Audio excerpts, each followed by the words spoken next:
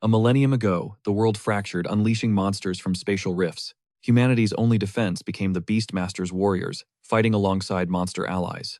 Now picture being reborn into this world. You're a high school kid with an E-rank beast, the absolute bottom of the barrel. But a secret lies dormant inside that weak frame, the soul of a legendary assassin. And while others mock his tiny lizard, he's already scheming to evolve it into a creature that will cast a shadow of terror over the entire world.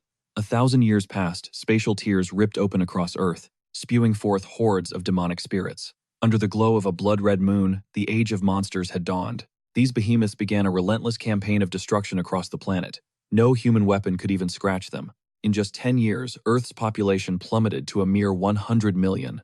As humanity teetered on the edge of annihilation, a single ray of hope appeared, the Spirit Beast Master. By forming pacts with spirit beasts, humanity finally found the power to fight back. As generations of masters honed their skills, civilization was slowly rebuilt from the ashes. Securing a fighting chance against the monstrous tide, hope was rekindled. Lin Yuan, the Resistance's deadliest assassin, was killed in action only to be reborn in a world where monsters and humans coexisted. He became the weakest E-rank spirit beastmaster imaginable.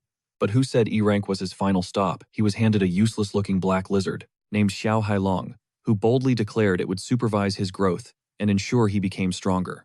Despite this pathetic start, he resolved to rise to the very pinnacle of power.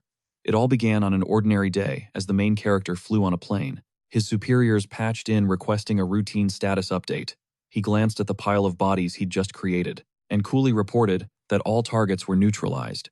His handler praised his speed, just what you'd expect from a top-tier mercenary. Suddenly, a deafening roar shook the aircraft. The MC went on high alert, demanding to know what was happening. His superior's voice turned cold. He'd served the organization well for years, but he simply knew too much. Take your secrets to the grave. The plane erupted in a fireball. When the MC next opened his eyes, he was in a grimy, unfamiliar alleyway. He checked his body in confusion, wondering, where am I? Wasn't he just obliterated in that explosion? A piercing pain shot through his skull. It felt like his brain was being scrambled. The agony was so intense he slammed his own head against the pavement. A flood of information crashed into his mind, knowledge of this world, of the endless war with monsters, and of the beast soul masters. Over time, more and more people awakened their spirits with each new generation. Beast soul masters passed down and refined their abilities, allowing humanity to build a new civilization, capable of standing against the monsters. People had hope once more, but every awakened beast is ranked from the lowly E rank to the godlike SSS rank, and he had been reborn into the body of Lin Yuan, a boy at the very bottom, an orphan with no friends to his name. His only path forward was his beast soul, but he was constantly mocked and humiliated for it. He was nothing but trash tossed aside by the world, so he thought, I've been reincarnated. A strange mercy from God, considering how brutally his last life ended. Just then, an image of the body's previous owner, the original Lin Yuan, appeared before him. The spirit asked softly, were you betrayed too? At that moment, the MC found himself paralyzed. Yuan continued, his voice hollow. If that's the case, then just let me have this cruel world. The MC retorted, just giving up seems pretty pathetic.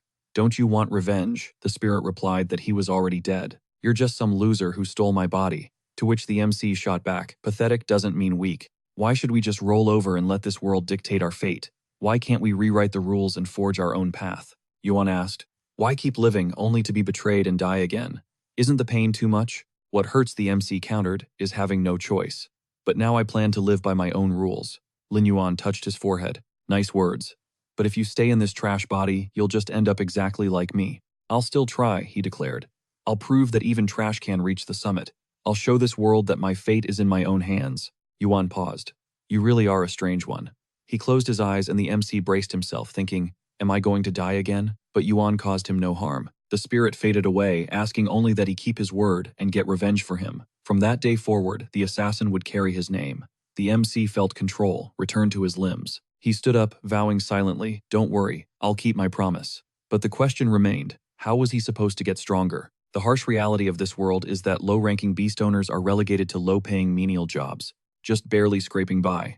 Of course, if things got desperate, he could always fall back on his old deadly profession. A system prompt echoed in his mind. His beast had been awakened. He was now the master of the beast evolution system. His companion was a mere E-rank black lizard. It was only in its immature stage, with just two basic skills, bite and claw strike. He stared at the system window, stunned as a lizard materialized before him and introduced itself as Xiao Hailong. It vowed to grow stronger alongside him. Yuan could only ask, so, this is my beast. Hailong confirmed it, declaring them partners bound by an unbreakable trust, destined for greatness. As Yuan grabbed his things to leave the alley, Hailong cried out, "Where are you going? Aren't you going to ask what I can do for you?" "I'll ask when the time comes," he replied, coolly focused on a more important matter. Hailong scurried after him, eager to help.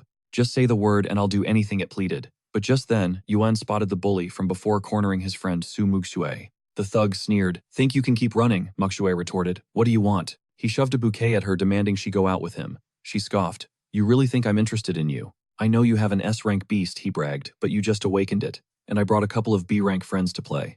"You don't deserve anything," she seethed. He just laughed. "Besides, I already took care of that idiot friend of yours." Her heart sank. "What did you do to him?" she demanded. He smirked. "He was a fool to cross me.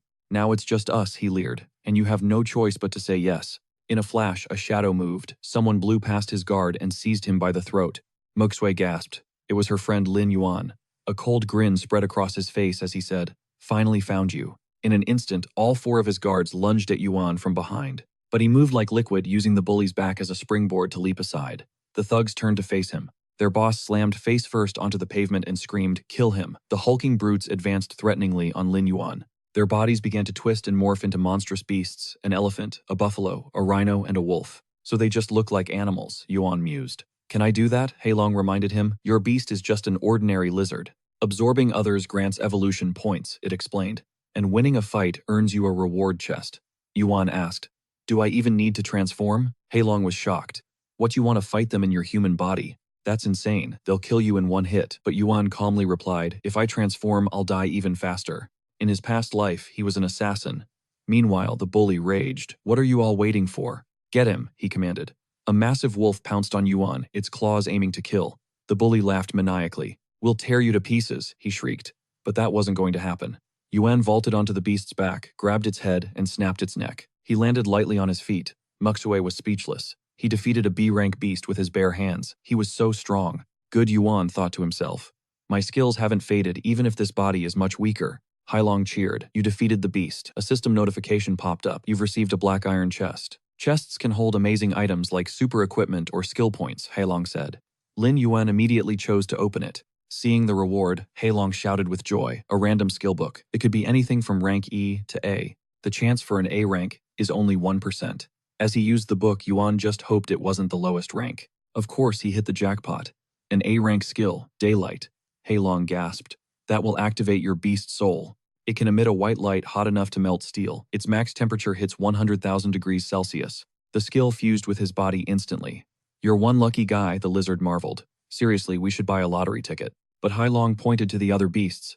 "Now isn't the time to celebrate." The bully screamed for his subordinates to attack. "I'll give you 10 million to kill him," he bribed. A worried Muxue offered to help. "Stay back," he told her, thinking, "She was one of the few who was ever kind to me. I won't let her get hurt." Just then, the elephant beast charged its massive trunk, swinging wildly. He weaved left and right effortlessly, dodging its blows before closing the distance and grabbing its trunk. He slammed his fist into its head with all his strength, then kicked its back, sending it crashing into the wall. Another victory, another black iron chest. A cold smile formed on Yuan's lips as he thought, "Don't think I'm the same Yuan you knew." Then he charged. He moved so fast he was just a blur appearing behind them before they could even notice. He smashed their heads together with brutal force. The bully threw his hands up in terror, screaming, "This can't be happening." The guy begged Yuan for mercy, but he declared it was far too late. After handling the offender, he told the girl it was time to go. His power was overwhelming. She followed him, sparing one last glance at the fool. Thinking he probably wouldn't be a problem anymore, shame washed over her. As an S-rank beast, Soul Master, she was supposed to protect him, but he ended up saving her. She never imagined he was this powerful. He asked if she was okay, questioning her intense stare. She quickly looked away, completely flustered, and stammered out a thank you, apologizing for dragging him into her mess. He just told her not to worry. They were classmates, so they should look out for each other. Upset, she mumbled. She thought they were friends. He didn't catch it, so she forced a smile and waved goodbye, saying she'd see him at school tomorrow. Then she darted away, wondering what was wrong with her, as Hailong remarked on his incredible luck. Our main character told him to cut the nonsense. She was a friend of the body's original owner. Now that it was his, he was obligated to protect her. It was time to get down to business. Hailong shivered, thinking that for a former assassin, Yuan's tone and piercing gaze were genuinely terrifying.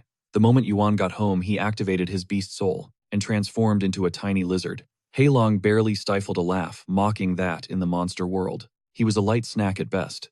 The main character stared at his form, realizing why. His beast soul was considered absolute trash. Heilang decided to offer some guidance. He could absorb and collect ascension points, and then use them to empower himself. He just got points from the chest. Yuan asked what he meant by absorb, and pointing to the fridge, Heilang said he just had to eat. Specifically, he needed to devour meat. Beast souls are essentially just like regular animals. They require lots of protein. He had to keep in shape and eat it raw. Yuan pulled a raw chicken from the fridge and stared. It looked completely unappetizing.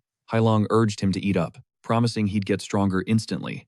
Our hero braced himself all for the sake of leveling up. He then sank his teeth into the chicken's neck. After gorging himself on the raw meat, Heilang excitedly announced he'd successfully absorbed it and gained 5 ascension points. Yuan commanded him to use the points, and his bloated stomach vanished as his body grew a little. He cheered, demanding more meat immediately. Tonight was going to be an all-out meat feast. The next day dawned, and the results of his feast were insane. He'd evolved into a large black lizard, a B-rank, 7-star combat beast. Sitting in class, our main character noted his beast's new larger size. He hadn't expected his talent to increase along with his level. While he wasn't a total weakling anymore, it wasn't enough. He had to get more points, and once he got bigger, he'd need a private spot to avoid unwanted attention. Reborn into this world, he would rise to the very top. His grand ambitions were interrupted by the bully Li Feng and his lackey Zhang Lei. The pair constantly tormented the old Yuan.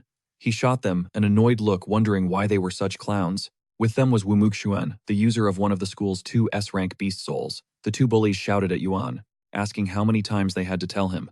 They told him to hurry up and stop making them wait. He should feel honored. They even let him run errands for them. The main character glared, telling them to get lost. Fueled by rage, he snapped his pen in half. The lackey yelled, "What crap are you spouting?" Yuan shot back. "Are you deaf or something?" Wu Muxuan sneered that the weakest E-rank beast soul was acting bold today. He could crush his lizard without trying, so he shouldn't get cocky. Trash belongs in the bin. It was a disgrace that their school even had a weakling like him. If he were in Yuan's shoes, he'd have found a ditch to die in. Yuan calmly told him that unfortunately, he planned on living a long and happy life. Wu Muxuan leaned in his voice, a low threat promising to change his mind. He dared him to keep running his mouth. Just then, their homeroom teacher Zhang Yue walked into the classroom and ordered everyone to their seats. Wu Muxuan instantly pulled back, saying Yuan got lucky this time, but his luck was about to run out. Heilang commented with annoyance on how arrogant the guy was. Yuan was so composed. Heilang countered that as an S-rank soul beast, his arrogance was expected. Sooner or later, Yuan would put him in his place. He thought to speak such brutal words with a calm tone. It seemed he was really starting to act like a true master. Zhang Yue announced she would now distribute the school's cultivation resources known as Beast Soul Crystals. Yuan asked about them, and Heilang explained. Beast Soul Crystals. The crystallized essence of a monster's flesh and blood after its demise. They are ranked from high and medium down to low and worthless. Each one holds immense energy, perfect for empowering beast souls. They don't just help, they supercharge abilities. In the world of soul masters, these crystals are the ultimate currency. The higher the crystal's rank, the more astronomical the price. Even a single low-rank soul crystal is worth 1,000 coins. Yuan recognized their value as the teacher explained the school would distribute crystals based on the rank of their awakened beast souls. This was their first brutal lesson in the world of beast soul masters. Everything is decided by pure strength. The strong ascend to glory, while the weak are cast aside. Survival of the fittest is the only justice that matters here. Muxuan, with his S-rank skeletal reptile king, was awarded 10 high-rank beast soul crystals. As he strode forward, a classmate whispered in awe that Muxuan was one of only 2 S-rank masters in the school. The other was Muxuai. A senior before them also awakened an S-rank beast, the Golden Sun Crow. Now that senior is the strongest 9-star sovereign. Muxuan was destined for that same level of greatness. The teacher warned Muxuan not to get complacent despite his incredible natural talent. If he trained diligently, he could become a legendary soul beast master. He simply thanked her. Next, she called up John Lai, who possessed an A-rank giant stone beetle. His reward, 5 mid-rank soul crystals.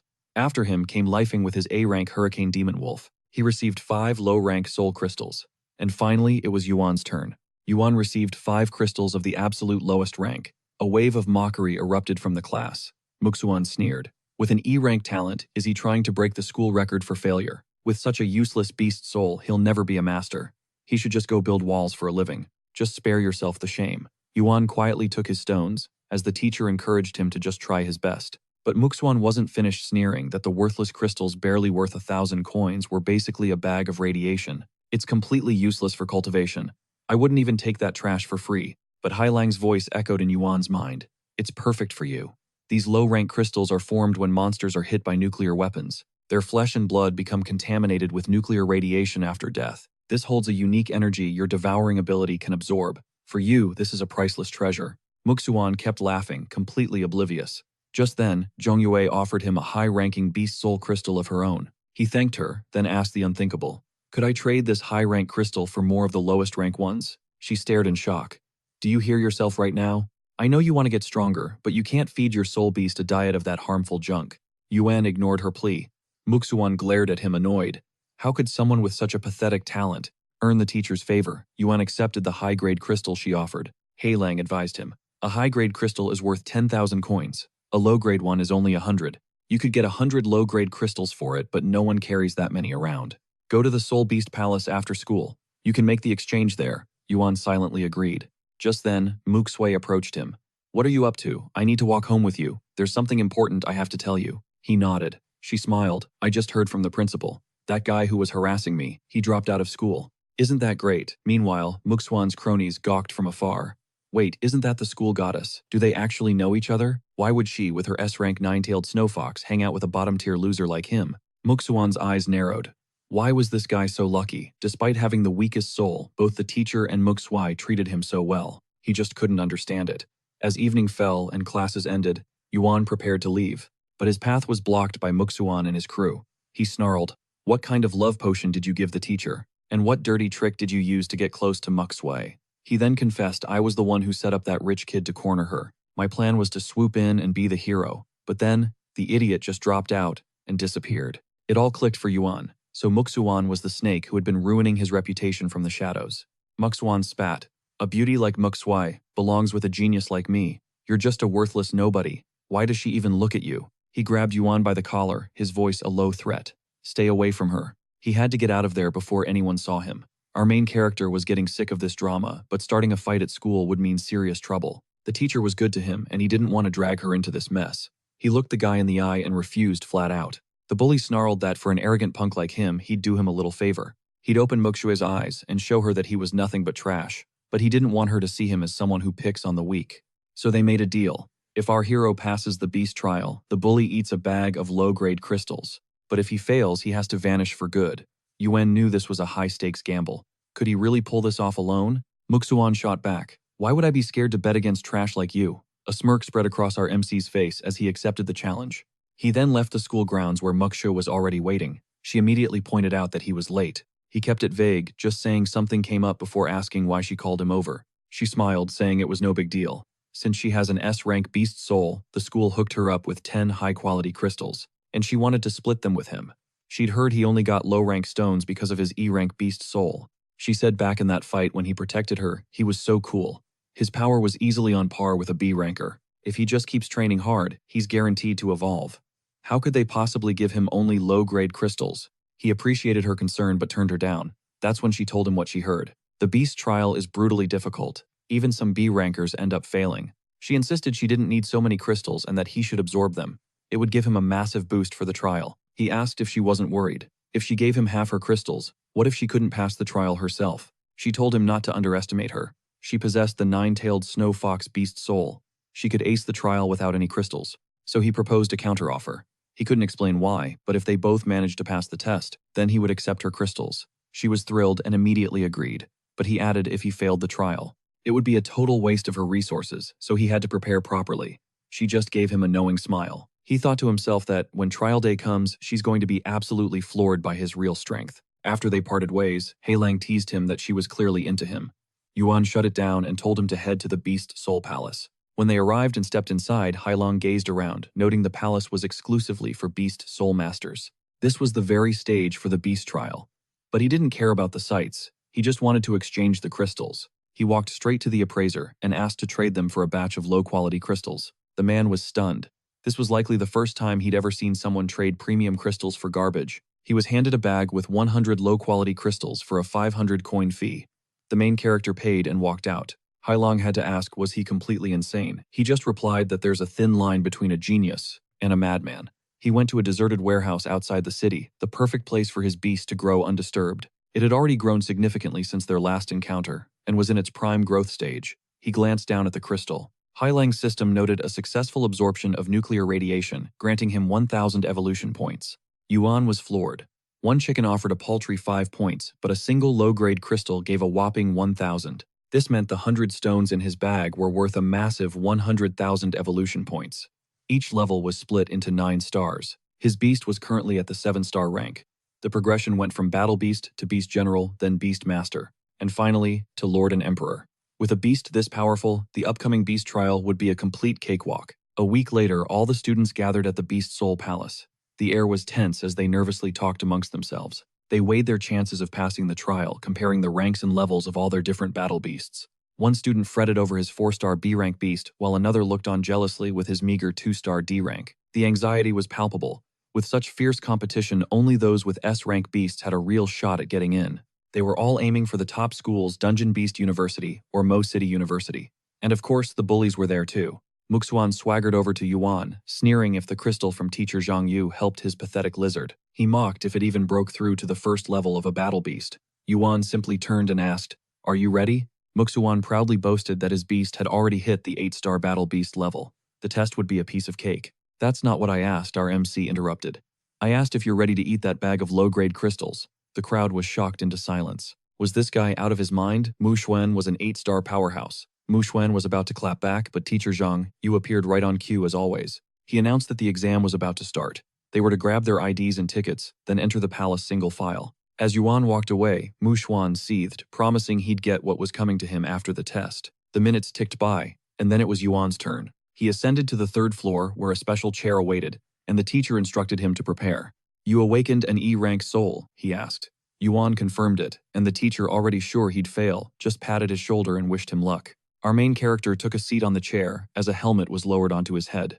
The system's voice echoed, announcing the combat simulation was initiating as the countdown began. When our hero opened his eyes, he was standing in a barren wasteland. He scanned the area, no terrain advantage here. A vicious howl erupted from the side. He snapped his head toward the sound, spotting a 3-star desert wolf closing in on him. This was the first opponent of the trial. The wolf lunged its jaws wide open, ready to attack. He instantly dodged and countered. To his amazement, the beast was so fragile, it went down in a single blow. Hailang's voice echoed in his mind. "Aren't you going to fuse with your beast soul?" He smirked, replying that for such low-level trash, it wasn't necessary. This was just a good chance to warm up. Meanwhile, the teacher was stunned that he'd passed the first stage. The second one immediately began. This time he faced 3 opponents, but for Yuan, this changed nothing. He effortlessly took one down, and the teacher urged his colleague to come take a look. His colleague stared at the monitor, completely baffled. He just killed a 3-star desert wolf without using his beast soul. Judging by his colleague's expression, he was utterly dumbfounded by what he was seeing. Meanwhile, our hero crushed another wolf's head with a punch, then spun around with a kick that sent the last monster flying. The instructors were in shock. Defeating 3 3-star desert wolves without a beast soul fusion was absolutely unheard of. One of them clutched his head in disbelief, asking his colleague, "Do you think he's cheating?" The entire point of the exam was to test their beast soul's power, and this kid wasn't even using his. The man replied that while it was against the spirit of the test, it wasn't technically cheating. They'd see if he cleared the 3rd level. If he failed that, he would fail the entire beast test. His colleague couldn't help but agree. The first 2 levels were just to get candidates used to real combat. The 3rd stage was the true test. The man noted that passing the 3rd level without a beast soul was virtually impossible, regardless of the strength he'd shown. It's a pity his beast soul talent is only E rank. If his soul was stronger, his future would be limitless. As Yuan finished off the wolves, Hailong advised him to conserve his power. This was merely the appetizer. The main course was about to be served. Stage 3 began revealing his opponent, a massive 6-star desert wolf king. A flicker of concern crossed our hero's face, but it was immediately replaced by an unshakable look of confidence. He knew taking down a beast of this magnitude required an incredibly high level of beast soul talent. After all, they say only candidates with A-rank souls or higher can pass this trial in their first year. The time had finally come to unleash his true strength. He decided to use his beast soul fusion, much to Hailong's delight. In an instant, he transformed into a colossal black lizard. His talent now registered as S rank, his level a 3-star beast general. Hailang's voice boomed with joy, exclaiming that he'd successfully broken through to a higher level. This was a new beginning. Yuan let out a terrifying roar, his shadow completely eclipsing the wolf. One of the teachers gasped. What just happened? A weak lizard beast soul turned into a Tyrannosaurus, he yelled at his colleague in disbelief. Did you mess up the inspection? Are you certain he was E rank? The other shot back defensively. I'm not blind. If you don't believe me, look at the card yourself. It says E rank. His colleague stared, asking, then what is going on? A beast that massive has to be at least general rank. This is unbelievable. It's only been days since his awakening. He's already a general rank beast soul, which means his talent is at least S rank. No, it's gotta be SS or even SSS rank. How could he have reached such a level? But the Desert Wolf King wasn't backing down even in the face of this overwhelming danger. It gathered all its might and lunged at Yuan with a furious roar, only to be killed with a single swipe of his massive claw. The teachers were floored. He had just one shot at a 6-star beast. The instructor ordered his colleague, stay right where you are, and keep recording, vowing to report this to the head examiner. He bolted from the room, rushing to his superior, convinced a legendary talent had just emerged in Jinny City. Meanwhile, Johann faced more wolves, sighing that the exam's difficulty was pretty underwhelming. Hailong reminded him that clearing the first 3 levels was just the bare minimum to pass. He had to keep fighting if he wanted to lock in a higher score. This was crucial as elite universities scout beast soul masters based on these very results. Johann sized up his foes, a 6-star Desert Wolf King and 10 3-stars. It seemed this stage was a test of raw combat ability, but for him, it was a joke.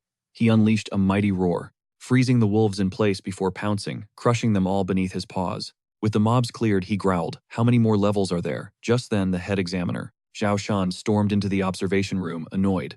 Why was I summoned in such a rush? Don't you know, observers are forbidden to leave their posts without permission. The man explained that one candidate's performance indicators were completely off the charts. He needed Zhao Shan to see it personally. The kid's talent rank just didn't match his demonstrated power. Zhao Shan scoffed, saying there was nothing strange about that. Many awakeners exceed their limits. In a real battle, a B rank could easily outperform an A rank. He was making a big deal out of nothing. But when the staffer revealed his talent was E rank, Zhao Shan froze. He dared to join the test with that rank. What a reckless kid. You dragged me here for a student who awakened an E rank beast soul. Another examiner urged him to just watch the fight before drawing any conclusions. Zhao Shan reluctantly peered at the screen, but his eyes widened when he saw the colossal lizard. He was floored. Are you absolutely sure he's an E rank? The man confirmed it. Now do you see why I called you? His power is at least beast general level, and he's on the 10th trial. Zhao Shan knew the 10th level was the brutal final stage, where each of the 10 wolves held the power of a 7-star battle beast. The examiner asked, if he clears this, will it prove he's beast general level? Zhao Shan confirmed it, adding that the top universities would start a bidding war for him. Without fail, every person who has cleared all 10 levels is a certified genius. This kid's future was at minimum becoming a lord rank, beast soul master. He might even reach emperor rank, but it was too early to say for sure, as it was unknown if he could actually pass this final stage. Meanwhile, Johann faced his final opponents. He had expected some kind of massive boss for the final stage of the evaluation, but it was only 10 Desert Wolf Kings. He glanced at the pack and clicked his tongue in annoyance, before lunging, roaring that they were all scum. Trash is trash, no matter how much you stack it. He would crush them all. The wolves swarmed him, but he swiped his paw forward, obliterating one as the rest descended upon him. They climbed onto his body, their fangs sinking in, only to shatter against his impossibly tough hide. The examiners gasped at his terrifying defense. He easily withstood the assault of a 7-star beast. His attack, defense, speed, and power were all at a perfect level. Could this truly be an E-rank talent? Johann shook off the monsters clinging to him, but 6 still remained. He growled ominously, gathering energy in his maw. The head examiner leaned forward, intrigued, asking what that power was. Johann decided to wipe them out in one go. He fired a beam of pure energy, leaving not a single trace of them behind. The examiners stared in absolute shock. The energy blast was so immense it carved a deep scar into the arena floor. The simulation system announced his success. The test was officially cleared. Johann found the exam far easier than he ever imagined. Since he'd cleared the final level, an amazing grade was guaranteed. He wondered how many people would be shocked once the results were announced. After all, not even the S-rank prodigy, Muxuan, could clear this test. He would use this chance to show every university in the country that even an E-rank beast soul could possess overwhelming power. Meanwhile, Hailong was dancing with pure joy. When Johann returned to reality, he was met by the dumbfounded expressions of the instructors. They checked his stats again. He was 18 years old, and not even 2 weeks after awakening his beast soul, he'd reached the rank of 3-star beast general. That kind of power was simply monstrous. Sean offered his congratulations for clearing every single level of the test. The kid had to know what that meant, right? A slight smile touched his lips. So I got a good score. The examiner beamed, praising the incredible talent and power he'd shown. He was certain Yangjing and every major university would be fighting over him. Yuan then asked when the official results would be posted. The examiner replied that barring any issues, the final lists would be up this afternoon. He silently observed the other students buzzing with excitement while he remained unnervingly calm. Our main character thanked them and turned to leave, but Sean stopped him, asking why his talent was only an E rank. Was something botched during his beast soul awakening? If he ran into any trouble, Sean offered his help. Yuan replied that his beast soul was genuinely weak when it first appeared. That's precisely why he was assigned the E rank. There was nothing to worry about. As Yuan headed for the exit, the man asked the chief examiner for his take on the situation. Do you think he's telling the truth? The chief admitted it didn't seem like a lie. His composure was what truly stunned him. To get such an insane score and show zero arrogance was truly admirable. A new immensely powerful beast soul master was on the rise. Yuan emerged from the grand hall into a sea of students all debating their final exam scores. Mu Shui, standing apart from the crowd, spotted Yuan and waved quickly, jogging over to him. He asked if she passed. She nodded, confirming that her evaluation came back pretty high. He wondered how many levels she'd cleared, and her answer of 9 genuinely shocked him. He never expected her to get that far. It seemed she'd gotten way stronger than he realized. Catching her hesitant gaze, he knew she was dying to ask about his score but couldn't. After all, an E ranker is lucky to even clear the first level. She was in for a major shock later. He just smiled and suggested they get going. The exam was over, and he didn't feel like dwelling on the results. He offered to treat her to dinner to celebrate her success. She lit up, happily accepting and demanding a huge bowl of noodles. He raised an eyebrow, puzzled. That's all. She replied that she was so starved she'd eat whatever he ordered. He thought for a moment. The restaurant was pretty far. We won't miss the results announcement, will we? Mu Shui simply grabbed his hand, pulling him along and saying their scores were already locked in anyway. The announcement was just for the final rankings. He let her lead. There was nothing to stress about. No one could have beaten his score. A while later, Mu Xuan finally stepped out of the exam hall. He'd cleared 7 levels, tying last year's champion. Mu Xuan soaked in the admiration from the other students, who were all buzzing about his immense strength. He smirked, thinking that a talent like him naturally commands the spotlight wherever he goes. He had gone all out for this, even getting his parents to buy a pricey elixir to max out his beast soul's potential. His buddy noticed Yuan was nowhere in sight, and Mu Xuan sneered that he'd probably gone into hiding. And he still had the nerve to challenge him with that rank. His friends called him a total joke, saying they'd never show their faces again. They would have buried themselves in shame by now. They were dying to see the humiliation, but the coward was a no-show. Mu Xuan declared that since he was too scared to appear, he would be branded a coward for life for running away. But that's not how it went down. Just then, a familiar voice cut in from the crowd. Seeing him casually chatting with the school's #1 beauty fury erupted in Mu Xuan. How dare he show up with her? He stalked toward them, noticing how absurdly calm Yuan looked. Seems like you got a good grade. Yuan simply replied, it's acceptable. One of Mu Xuan's goons jeered. I bet you struggled just to pass the first level, huh? Another guy snickered, adding that even someone with 0 skills could probably pass level 1. Does anyone actually fail that? The crowd erupted with laughter. Mu Xuan stepped forward. You haven't forgotten our little bet, have you? Yuan scratched his head, feigning confusion. Now that you mention it, I almost did. So, are you ready to lose? Mu Xuan sputtered in outrage. Lose to worthless trash like you. Just then, the clock struck exactly 2 o'clock. It was time. Everyone swarmed the massive results screens. Mu Xuan spotted his name in the top 3, a triumphant smirk on his face. But wait, he was only in 3rd place. That meant 2 people had actually scored higher than him. In 2nd place was Mu Shui.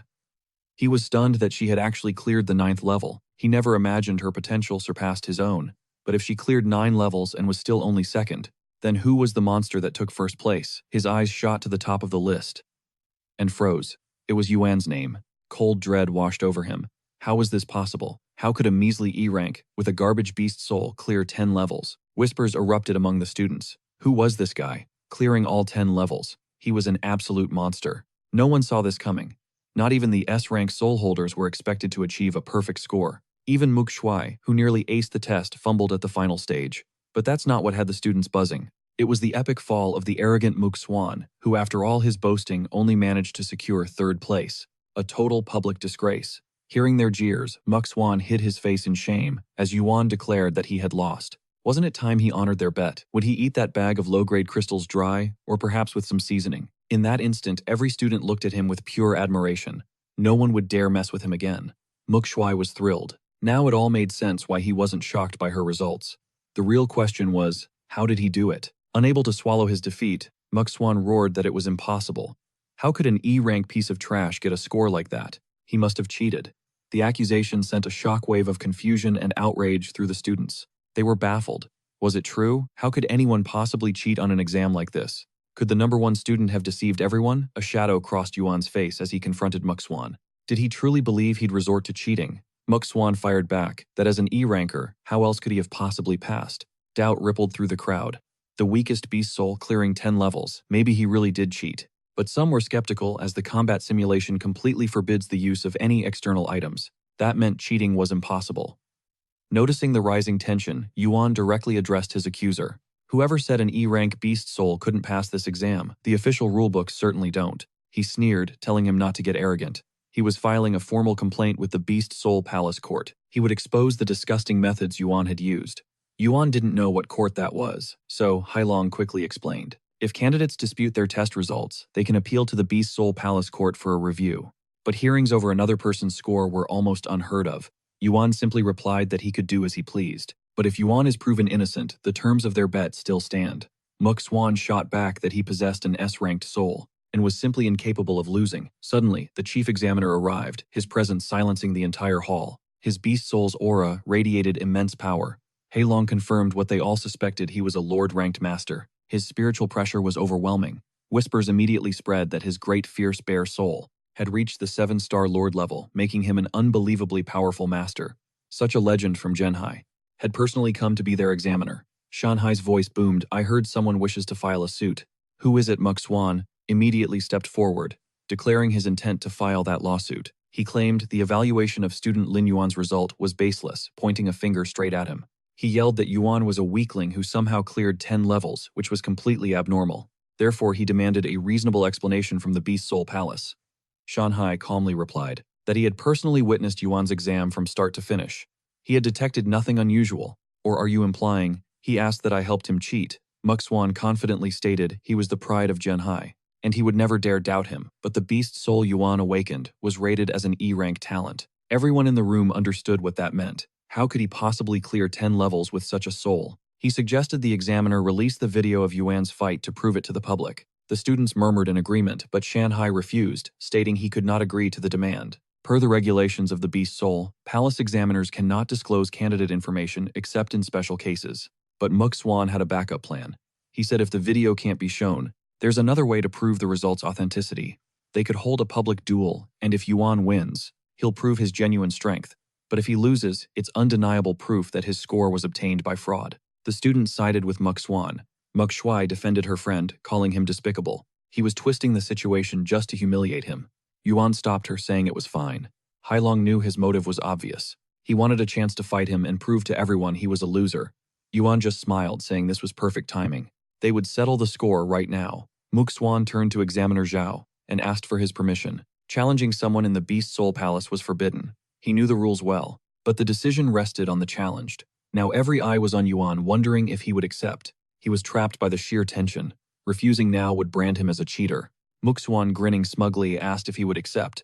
Muxue warned him that he could still refuse. He shot back. When someone provokes you, why endure it? The only way to make them fear you is to shatter their bones. He raised his hand, accepting the duel, and the crowd erupted. An S-rank soul was about to clash with an E-rank. A battle like this was unheard of. But the power gap was immense. Everyone was certain Yuan would be crushed. However, he was the first to clear 10 levels of the Soul Beast trial. Suddenly, the outcome was no longer certain.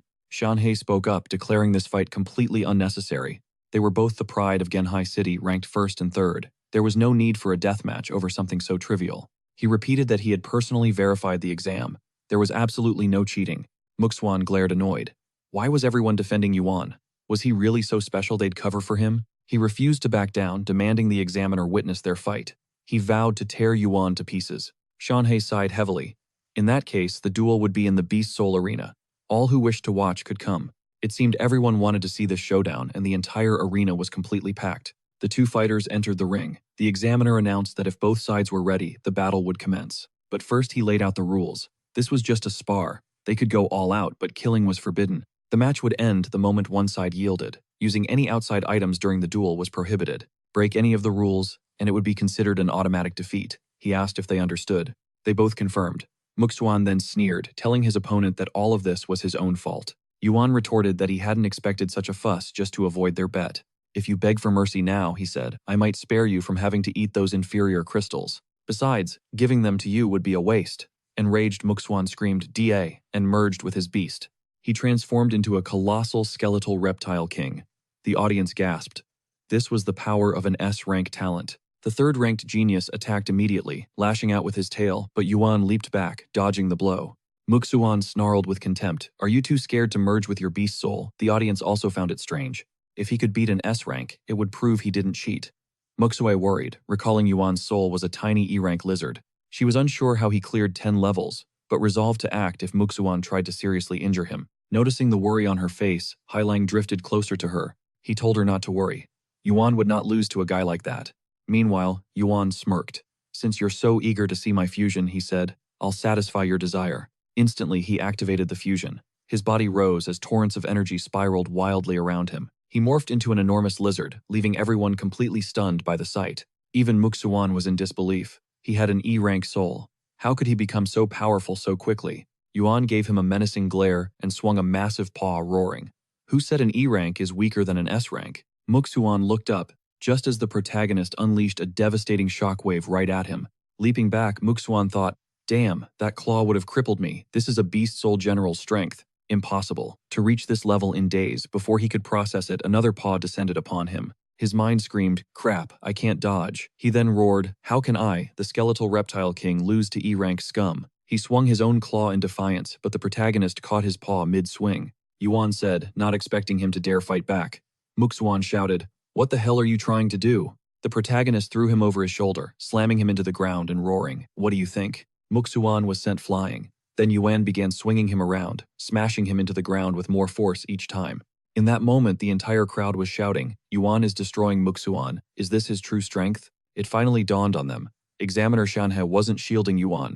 He was trying to protect Muxuan. Một tia kinh ngạc lóe lên trong đầu Muxuan. Dù biết Yuan không yếu như một hồn thú hạng E mạnh đến thế này, thật sự quá vô lý. Muxuan gầm lên phẫn uất. Không thể nào hồn thú hạng S của hắn lại yếu hơn một đứa hạng E được. Ngay giây tiếp theo, nhân vật chính xé toạc đuôi của hắn ta và tuyên bố trận đấu kết thúc. Anh ta khinh khỉnh hỏi ai nói thế. Rồi một viên nang xuất hiện trên lưỡi hắn và hắn ta nuốt chửng nó. Sơn Hải đứng xem thầm nghĩ một viên huyết nang. Ngay lúc đó Hắc Long bay đến bên nhân vật chính và cảnh báo rằng hắn vừa dùng một viên thuốc để cưỡng ép tăng cấp. Trong chốc lát, sức mạnh của hắn sẽ tăng vọt từ chiến thú 8 sao lên thành thú tướng 3 sao. Tuy nhiên, sau khi dùng thuốc này, hắn sẽ mất cả tháng để hồi phục. Thật là một kẻ điên, hắn muốn thắng bằng mọi giá. Nhân vật chính chỉ nhếch mép, chỉ là một tên hề. Rồi Sơn Hải cầm lấy micro chỉ tay về phía trước và hét lớn, "Muxuan, ngươi là kẻ thua cuộc vì đã vi phạm luật thi đấu. Thậm chí còn vô dụng hơn cả ta tưởng." Rồi ông nhìn sang nhân vật chính và nghĩ, thằng nhóc này định tiếp tục đấu với Muxuan ngay cả khi hắn đã dùng doping sao. Giây tiếp theo, mắt Muxuan rước lên ngọn lửa điên cuồng, hắn gầm lên rằng sẽ giết chết anh. Nhưng khi nhìn đối thủ, hắn kinh ngạc tự hỏi, tại sao nó lại bình tĩnh đến vậy? Rõ ràng bây giờ mình mạnh hơn. Sức mạnh này là gì? Ngay sau đó, Yuan bắt đầu tập trung năng lượng trong miệng mình, và Muxuan nghĩ, không còn đường lui nữa, Yuan nó phải chết. Giây tiếp theo, nhân vật chính giải phóng một quả cầu năng lượng cực mạnh, đẩy lùi Muxuan bằng một luồng sức mạnh khủng khiếp. Lực tác động khiến hắn đâm sầm vào tường, làm nứt cả bức tường rồi rơi xuống đất, biến trở lại thành người. Ngay giây sau, Sơn Hải nắm chặt tay và hét lên, chính thức tuyên bố Yuan là người chiến thắng trận đấu này. Hơn nữa, Muxuan đã dùng chất cấm trong khi giao đấu để gia tăng sức mạnh một cách giả tạo. Vậy có ai phản đối đánh giá về học viên này không? Lúc đó, nhân vật chính biến trở lại thành người và tất cả mọi người có mặt bắt đầu la hét, "Wow, Muxuan dùng cả doping mà vẫn không thắng nổi. Yuan quá mạnh. Ai đã mưu mà đánh giá? Hồn thú của cậu ấy là tài năng hàng E vậy. Đã bao giờ thấy hàng E đè bẹp hàng S chưa?" Sơn Hải đỡ lấy Muxuan và nhìn người nhân viên bảo anh ta đưa hắn đến phòng y tế. Vết thương không chí mạng nhưng tác dụng phụ của viên thuốc đủ để khiến cậu ta nằm liệt giường vài tháng đấy. Người nhân viên đưa tay ra và đáp, "Vâng." Rồi anh ta đặt tay Muxuan qua vai mình, thở dài và nói, "Giờ thì có vẻ như không có trường đại học danh tiếng nào nhận cậu ta nữa rồi." Đồng nghiệp của anh ta nói, cậu ta chỉ có thể tự trách mình thôi. Sơn Hải sau đó tiến đến chỗ Yuan và chúc mừng anh đã thắng cuộc đấu. Đáp lại, anh cảm ơn ông. Ông tự hỏi anh đang cảm ơn mình vì điều gì và đặt tay lên ngực. Ông nghĩ lẽ ra mình nên ngăn cản anh kịp thời nhưng đã không làm vậy. Sơn Hải sau đó cau mày với anh và nói, "Thực ra tôi không chỉ là giám khảo chính mà còn là thành viên của Ủy ban tuyển sinh của Đại học Hồn Thú ở thành phố Mạc. Cậu có muốn đăng ký vào đó không?" Nói rồi ông đặt tay lên vai anh. Nhân vật chính sau đó ngạc nhiên hỏi, Hà Hắc Long nói rằng Đại học Hồn Thú Yến Kinh và Mạc Thành là những trường danh giá nhất, chỉ những người giỏi nhất trong số những người giỏi nhất mới vào được. Rồi Yuan đưa tay ra và cười, hỏi thầy Sơn Hải, "Thầy cũng tuyển người vì lợi ích của mình đúng không? Và thầy là người giỏi nhất ở Can Hải phải không?" Ông nhìn anh ngạc nhiên và tự hỏi, thằng nhóc này có bình thường không vậy? Nó đang làm ơn cho trường đại học à? Điều đầu tiên anh nghĩ đến là những lợi ích mà trường đại học sẽ mang lại cho mình. Nhân vật chính sau đó nói thêm.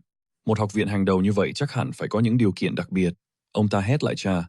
Tất nhiên là có. Nếu muốn đăng ký cậu có thể nộp đơn. Xin học bổng toàn phần bao gồm 500.000 xu. 20 tinh thể hồn thú cao cấp, 5 viên nang hồn thú và một thanh hồn kiếm cấp tướng. Nhân vật chính nghĩ. 20 tinh thể cao cấp trị giá 200.000 xu và viên nang hồn thú trị giá 250.000. Lúc này Hắc Long bảo anh hãy suy nghĩ kỹ. Và rồi Sơn Hải đang tay ra và nói rằng đây là điều tốt nhất mà trường đại học có thể cung cấp. Ông và ban giám hiệu nhà trường đều chân thành trong ý định của mình. Giây tiếp theo họ nghe thấy một giọng nói Sơn Hải đồ vô liêm sỉ. Trần Ngọc Hổ tiến đến gần họ và hét lên. Chiến dịch tuyển sinh còn chưa bắt đầu mà ông đã lừa thằng nhóc này rồi. Yuan nghĩ ai đang nói chuyện với Sơn Hải bằng giọng điệu đó vậy? Đại diện của Đại học Hồn Thú Yến Kinh sao? Ngọc Hổ tiến đến gần họ. Sơn Hải nhắm mắt lại và nói. Ngọc Hổ đừng nói bậy. Chẳng lẽ tài năng trẻ không thể đến trường nào khác ngoài trường của ông sao? Ông ta hét lên đủ rồi. Ông ta nhìn nhân vật chính và hét vào mặt anh đừng để bị lừa. Trường của chúng tôi vượt trội hơn Đại học Mạc ở nhiều mặt. Nếu cậu đăng ký, cậu sẽ được cấp 500.000 xu, 40 high-grade Beast Soul Crystals, and 10 Beast Soul Capsules. The entire crowd gasped. So this was the power of Yanjing University. This is how they treat true geniuses. The top universities weren't just competing for him, but waging a war with resources. If he'd cleared all 10 levels, that honor would be his. Instantly, Shanhee unleashed his beast soul, roaring, "How dare you poach a student right under my nose?" Yoo-hoo fired back, his own power flaring. "Who do you think you're scaring?"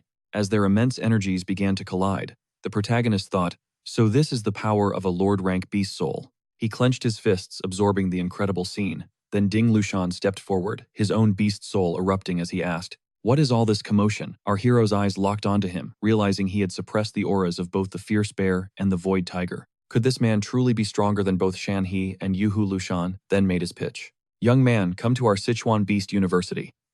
We'll give you 3 million coins, 50 high-grade soul crystals, and 10 beast soul capsules." He extended a hand, adding, "Plus you'll receive 20 high-grade crystals every semester until you graduate." They truly spared no expense when it came to cultivating the best new talent. Now that's a rich university, our hero thought. He looked around as the crowd of recruiters started shouting, "Yuan, Yuan, come see our university. We can match their insane conditions. Yuan, we're Tian'an Beast University. You should choose us. No, come to our Qingbai University. We were ranked 8th last year." He realized that while they all wanted him, it was mainly to use him as a walking advertisement. Yoo-hoo finally cut in.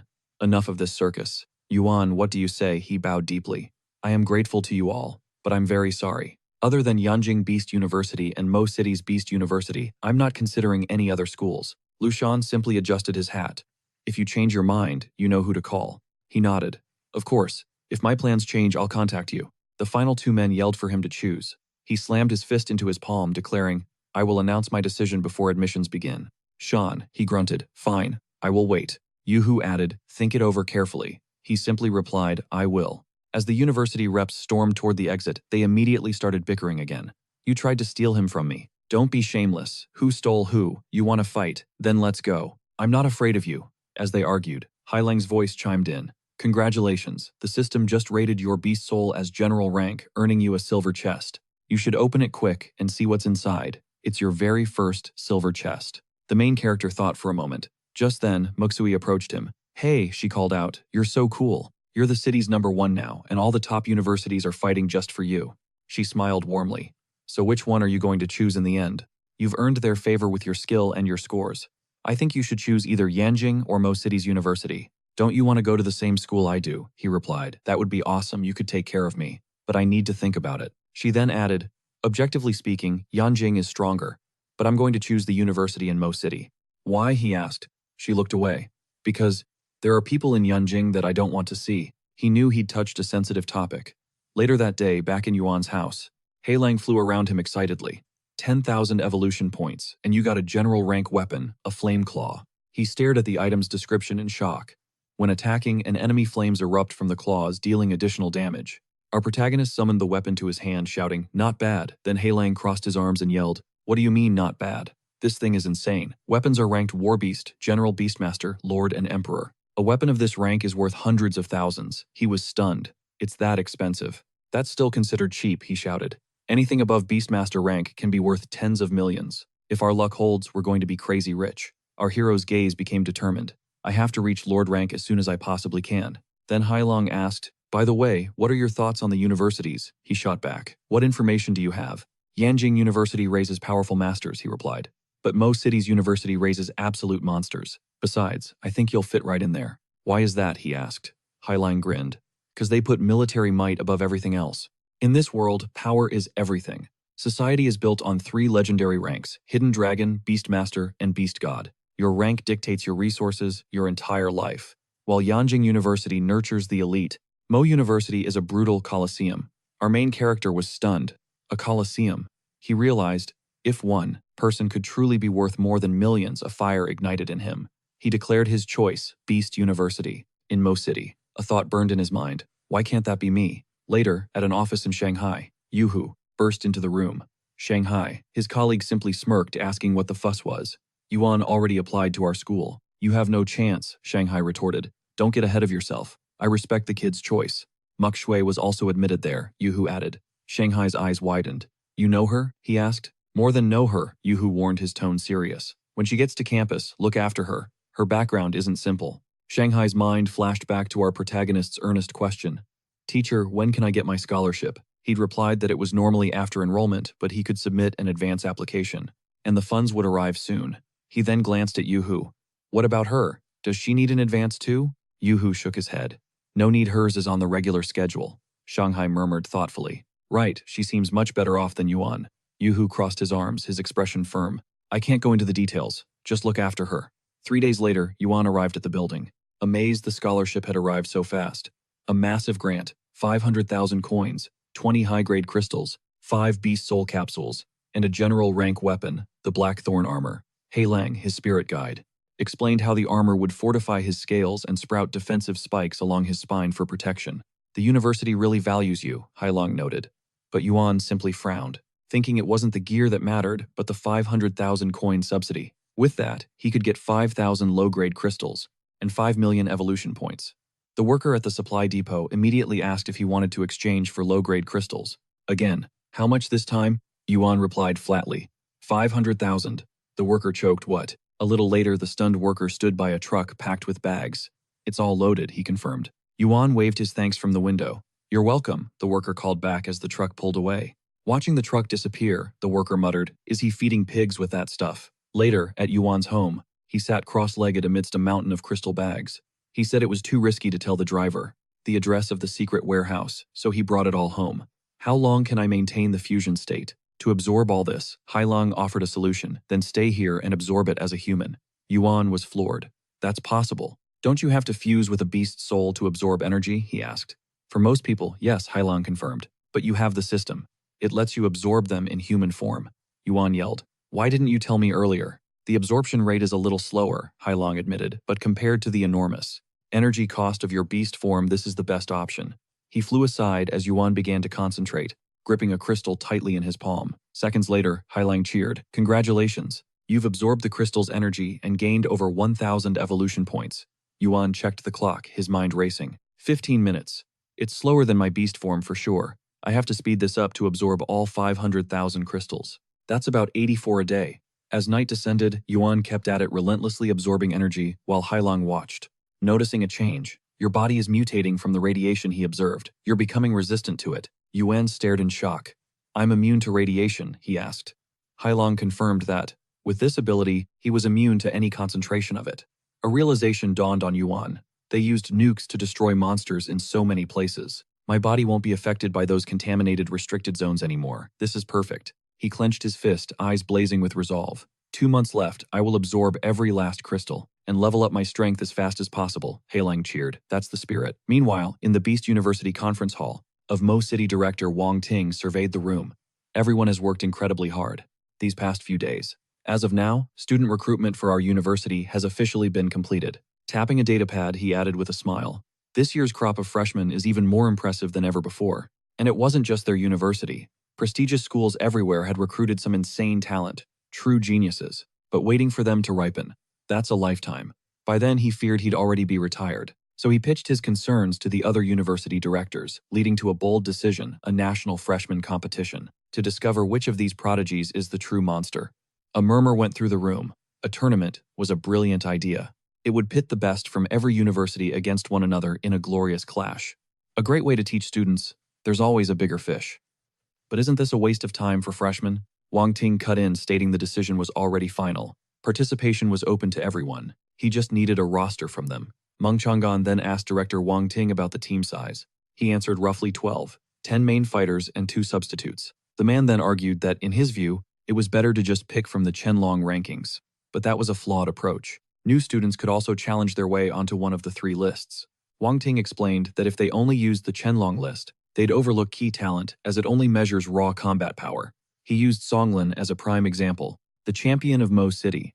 His beast soul, the kaleidoscope butterfly, is a pure support type. Though he's a 7-star beast general in a solo fight, he's at a massive disadvantage. He'd never crack the top 10 on the Qianlong list. But does that mean Songlin is weak? Pair him with a 10-star beast soul, and his power could rival a beast king. At that, Chunjin shot up from his seat, raising a hand. He shouted, "Director, I get it. Use the Qianlong ranking as a baseline, but don't be chained to it. After all, the competition will have team battles, right?" "Correct," he answered, pointing forward and declaring, "This is the first national tournament, and it's being broadcast live. I expect everyone to give it their absolute all. Strive to dominate." The room roared back, "Yes." A moment later, Shangguan approached Shanhe. "Mr. Shanhe, you must be pleased with this year's recruits. Mind if I take a look?" He grabbed the tablet, his eyes scanning the screen. He whistled. "Wow, this Muk Shui girl is impressive. Wait, why are you recruiting an E-rank talent?" Shanhe just told him to keep reading. His eyes widened. "Student Yuan, Beast Soul Black Lizard, Talent E-rank, Test Result, Level 10. How is that even possible?" Shanhe admitted that if he hadn't been the examiner himself, he wouldn't have believed it, especially since it was the kid's first time taking the test. "So what's the deal with him?" Shangguan asked. Shanhe replied, "Maybe he's just a genius. I can't wait to see his power after some training." Meanwhile, our main character was still absorbing energy. Hei Lang, hovering nearby, spoke in a human tongue. "He's like a statue, a monk lost in cultivation. He hasn't budged in a month." While absorbing the nuclear radiation, he awakened an S-rank skill, nuclear breathing. "Nuclear breathing?" he asked. Hai Lang explained. "It lets you exhale light particles charged with nuclear radiation, with infrared rays hitting 10.5 to 5 degrees Celsius. I'm spending 1 million evolution points to learn it," he declared. "Do it," Hai Lang replied. He thought, 1,000,000 evolution points for an S-rank skill. That's a steal. Hai Lang announced S-rank skill successfully acquired, nuclear breath. Then it added, "This month you've absorbed 25 crystals. You now have 1.5 million evolution points. This monk routine is definitely paying off," he said.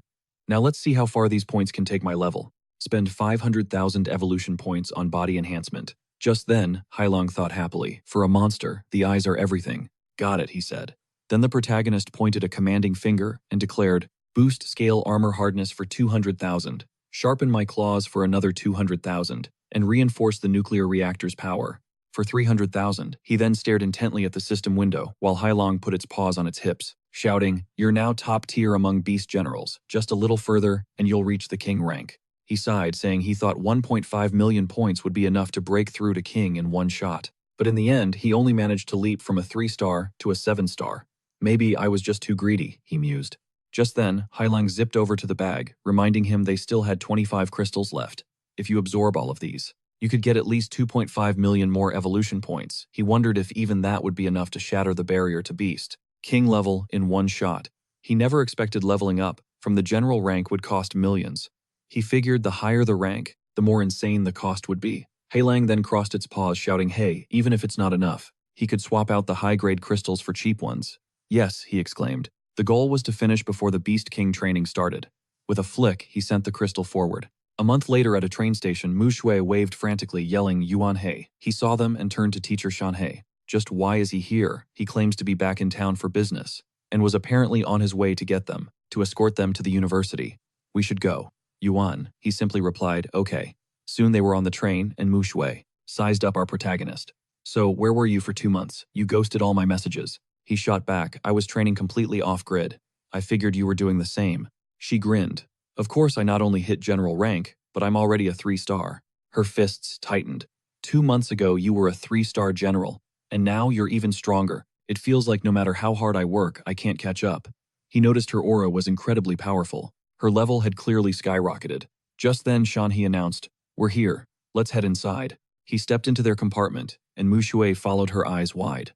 Whoa. This place has everything, our hero mused. A regular seat costs over 100,000, but teacher Shanhei gets a private suite. A lord-ranked master truly gets special treatment. Shanhei then said, if things go smoothly, we'll arrive by evening. The protagonist asked, what do you mean if they go smoothly? Shanhei replied, sometimes monsters clash on the tracks. We call it a beast tide. He sat on the bed, adding that, the real danger is when packs or lord-rank monsters attack the train. We even encounter kings sometimes. Our hero muttered, that sounds unbelievably dangerous. Shanhei just told them not to worry. The probability of that is extremely low. But if it happens, my job is to buy time. So you and everyone else can escape. I can even hold off an emperor rank for 5 minutes. At that, the main character's mind reeled. With teacher Shanhei's power, he can only last 5 minutes against an emperor. He glanced out the window thinking, it seems that rank is far more terrifying than I ever imagined. Suddenly a commotion. A crewman burst in shouting, Mr. Shanhei, 10 kilometers from the city. We've spotted a beast pack moving at high speed. They're on a collision course with the train.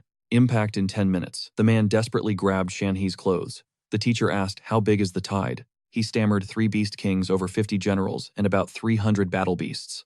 2 other masters are on their way. Shanhei then turned to his students. Care to join? This tide is small. Consider it a warm-up before your training. Our hero nodded.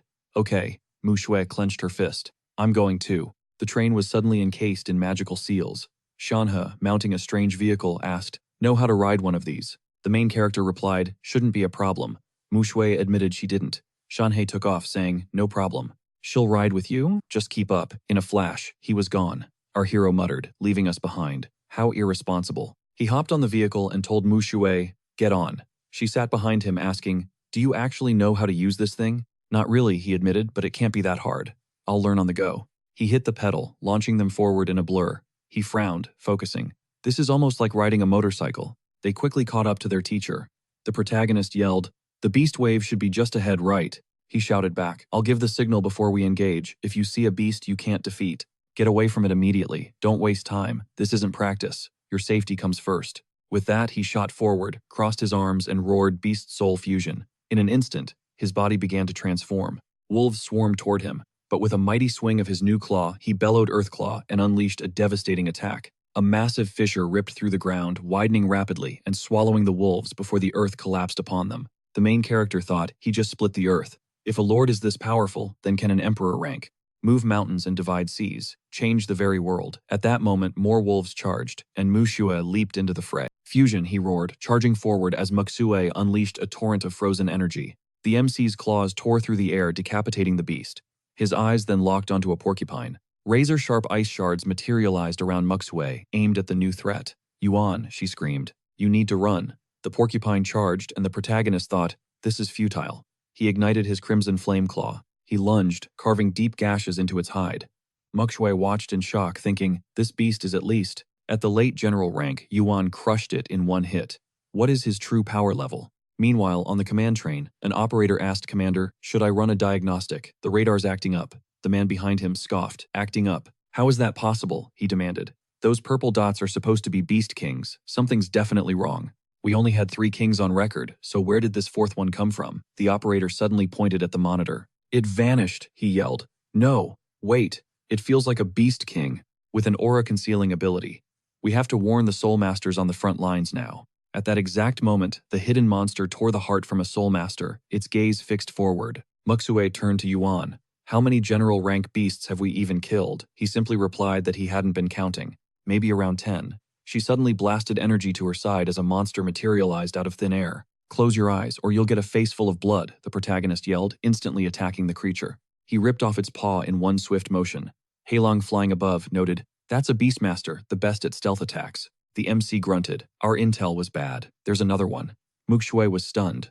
What Yuan stared the monster down and taunted it. You're just a cowardly mutt that knows how to hide. You gonna bark at me too? Muxue warned him to be careful as it could appear anywhere. In a flash, the beast reappeared behind the protagonist, only to have its paw impaled by the spikes on his back. What were you trying to scratch my back? He mocked. The monster let out a piercing scream as the MC hoisted it up, yelling, now it's my turn. The beast's jaws gaped wide. At the same time, the protagonist began gathering energy in his own mouth. He roared for it to taste his nuclear breath, unleashing a devastating beam of energy that scored a direct hit. The blast completely obliterated the creature. He reverted to human form, holding the beast's crystal. I wonder how much a Beastmaster crystal sells for, he mused. At that moment, Sean rushed over in total shock. How did you kill that thing? He asked. You didn't see. Sean pressed him. Tell me honestly, what is your power level now? The protagonist glanced away, replying, I just broke through to the Beastmaster rank. A 1-star Beastmaster, Sean yelled, floored. How you were a 3-star general just during the test. You've grown this much in 2 months. Yuan leaned in and whispered, Master, it's a secret, so you can't tell a soul. The truth is, I can absorb the nuclear radiation from lower-level soul crystals. Just then, Muxue ran to them shouting, Yuan, are you okay? He gave a reassuring wave. She put a hand to her chest, sighing in relief. Thank goodness. I would have been a goner without you. He told her, you're actually very strong. You just panicked and lost your composure. He looked at her saying, besides, it's your first time in a situation like this. It's completely normal for anyone to get nervous. She declared, Teacher Yuan is right. The battlefield is unpredictable, and I must work harder to not endanger my comrades. Their eyes met with a new understanding. Sean watched them thinking, these two are truly extraordinary. The sun began to set on the horizon. Sean studied the protagonist, thinking, I never expected this boy could absorb nuclear radiation for energy. A true prodigy among soul beast masters. The director was right about his exceptional talent. He then held out an item. I've collected all the spoils of war in this storage badge. Once we're at the Soul Beast Palace, I'll sell it all and give you the money. The protagonist asked. A storage badge, he replied. Exactly. Have you never used one? You could apply for one, but it costs $1 million for just 10 cubic meters of space. You're better off using that money on low-grade crystals. You can borrow the badge if you want. The MC took it. Thanks for the offer. It seems really useful, so I'll consider buying one later. After that, Sean placed his hands on his hips, assuring him, don't you worry. Our university doesn't skimp on resources for real talent. If you can break into the top 10 on the Qianlong rankings, you'll get your own private dorm room. You'll also get the chance to represent Beast University at the national level. He asked about the Qianlong rankings, and in that moment, it all clicked. A drowsy Mu Shui rubbed her eyes, asking, Teacher, this university is so loaded. Are these dorms for sharing? But that would make practice a total hassle. He just smiled, explaining the dorm was purely for rest and recovery, since students had free access to the 24-hour training rooms. The protagonist knew he'd seriously lucked out. Otherwise, his secrets would have been exposed in a heartbeat. He then added, if you really need a private room, you could just donate $5 million to the school. Our hero choked. $5 million? Are you kidding me? But Mu Shui was shocked for another reason. That's it. He stared, completely baffled, wondering, who in the world is this girl? Soon they arrived at the Mo City Beast University dorms. Approaching the door, he thought, before I conquer the Qianlong rankings, I'll make this my base. He was glad Mu Shui had decided to use the university's housing after all. Even if she was rich, she couldn't just throw money away like that. He cracked the door open, and Jia Ming popped out. Oh, a new roommate. Sweet, I'm Ming. My beast soul is an 8-winged serpent. Just a freshman, he grinned, pointing to himself. Yuan stepped inside.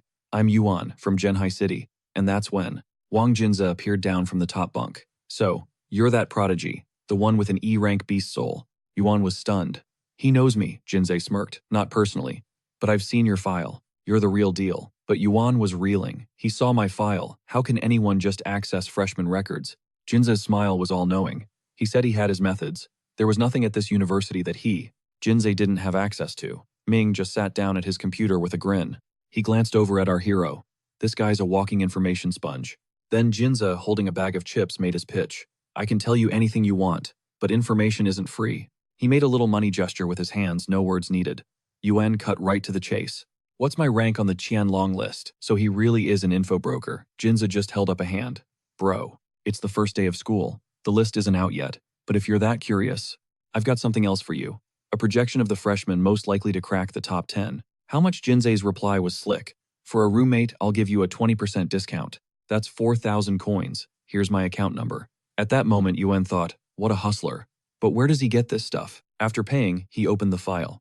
Before him was a list of names starting with Chen Kong, Awakened Beast Soul, White Fang, with the strength of a 1-star Beastmaster, then Chen Mu, with the Qingbi Demon Tree, a 9-star beast, General, Wu Shuanggu, Awakened Beast Soul, the King of Golden-Winged Centipedes, a 3-star beast, Master, then his roommate Ming, 8-winged serpent, an 8-star beast general, and Song Lan with the colorful glass butterfly, a 2-star Beastmaster. Yuan was floored. Mo City University was crawling with hidden monsters. Half the freshmen were already Beastmasters. Even the cheerful Ming was an 8-star beast general. What kind of power is Jinze hiding? Just then, a voice announced, the last roommate has arrived. Yuan's head snapped toward the entrance. Songlan walked in and gave a simple greeting. It's a pleasure to meet you all. The others felt an overwhelming pressure. Ming immediately rushed over, exclaiming, Songlan, you're this year's Mo City champion. Jinza whistled. No way we're in the same room as the champ. Our hero processed the name. So that's Songlan. He remembered the file. His beast soul was the multicolored glass butterfly, an SSS rank talent. Jinza immediately saw a business opportunity. Bro, anything you need to know, 20% off just for you. And if you've got any good intel, I'll buy it for a fair price. Ming finally cut in. All right. Enough with the sales pitch. Let's go get lunch. What do you say, Yuan? He stood up, completely agreeing. He thought, man, my roommates are no joke. One is an 8-star general, another is a 2-star master, and the last is a professional info broker. Ming then threw his arms wide. He shouted, I've dreamed of getting into this school my whole life. It feels like I'm dreaming. Jinza just leaned back with his hands behind his head. Just don't be dreaming when it's time to pay tuition. Just then, they spotted some girls, and Jinza's info mode activated instantly. The girl on the left is Yuqing Chu. Her beast soul is an S-rank snow silkworm. The one on the right is Mu Shui, with an S-rank 9-tailed snow fox. Ming stared in shock. How do you know everything in such detail? He simply replied. The power of information. Ming was totally lost. Just then, the girls turned their way, and Muxui waved her hand. Yuan, she shouted. It had been a while. He walked over, shaking Chinchu's hand in greeting. He asked what the big deal was.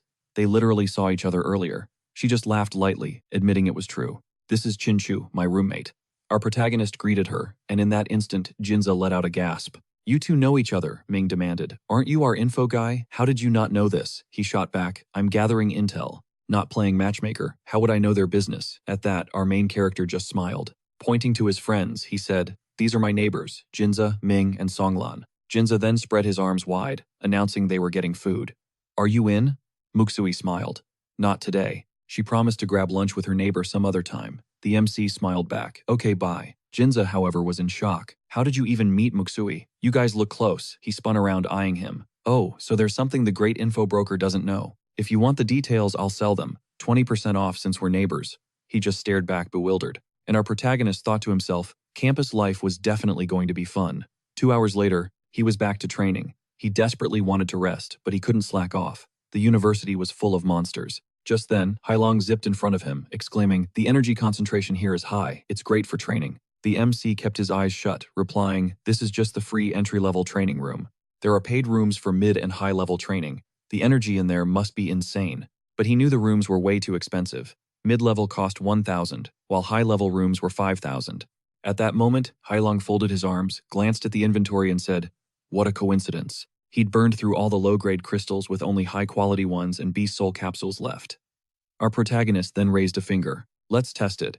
How many evolution points do I get from one high-quality crystal? Hailang's voice rang out. Congratulations, you've received 1,000 evolution points. The protagonist stared back and said, But that's the same amount as the low-quality ones. I just blew 10,000 coins. Hailong just said, It's okay. You still have the capsule. An energy core then flared to life in his body, as Hailong raised a paw, cheering. Congratulations, you've successfully absorbed the Beast Soul capsule and unlocked a new talent. The MC looked on, wondering. A talent section in my stats. Is this a hidden parameter? Hailong quickly explained. Talent can boost your absorption speed by around 5%. Yuan checked his hand. Yeah, he's right. I feel myself absorbing energy faster. Hailong then added, plus, with this talent, you're not limited to one capsule a month anymore. You can absorb as many as you want. He frowned at the thought. Beast Soul capsules are incredible. But they're crazy expensive, 50,000 each. The next day, he sat up in bed. It's morning already. Where are those two? Jinza was already on his phone, lazily replying, They're probably in the training room. The MC's expression hardened. It seemed he wasn't the only one grinding hard. He decided to hit the Beast Soul Palace to buy more soul crystals. Just then, his phone rang. Hello. It was Shanghai. Hello, Yuan. You awake? You need to come collect your money. A short while later, Shanghai showed him the transaction. All the core crystals have been collected. Your share is 2.2 million. This much money would solve so many of his problems. Shanghai then smiled. What's more, I converted 1 million into 10,000 lower soul crystals. The crystals and the money are on this badge. You can borrow it for now. Our protagonist thanked him, thinking that Shanghai was someone he could truly trust. Then he asked Master, Can you help me with something? I want to swap the remaining 1.2 million for Beast Soul capsules. Shanghai was taken aback. That's enough for 24 of them. A 2-year supply. Why do you need so many at once? He replied. Don't worry. I know when to stop. Shanghai sighed. All right. When you have time, go to the Beast Soul Palace. You have to train hard. The Chunlong rankings will be announced soon. He put a hand on his shoulder, adding, If you get into the top 10, I'll try to get you a spot as our university's representative. Yuan nodded seriously. I understand, but his goal wasn't just the top 10. He was aiming for the very top. A little later, he was training again. Hailong flew by, announcing congratulations on successfully absorbing nuclear radiation, gaining 1,000 evolution points. This time, it only took 10 minutes.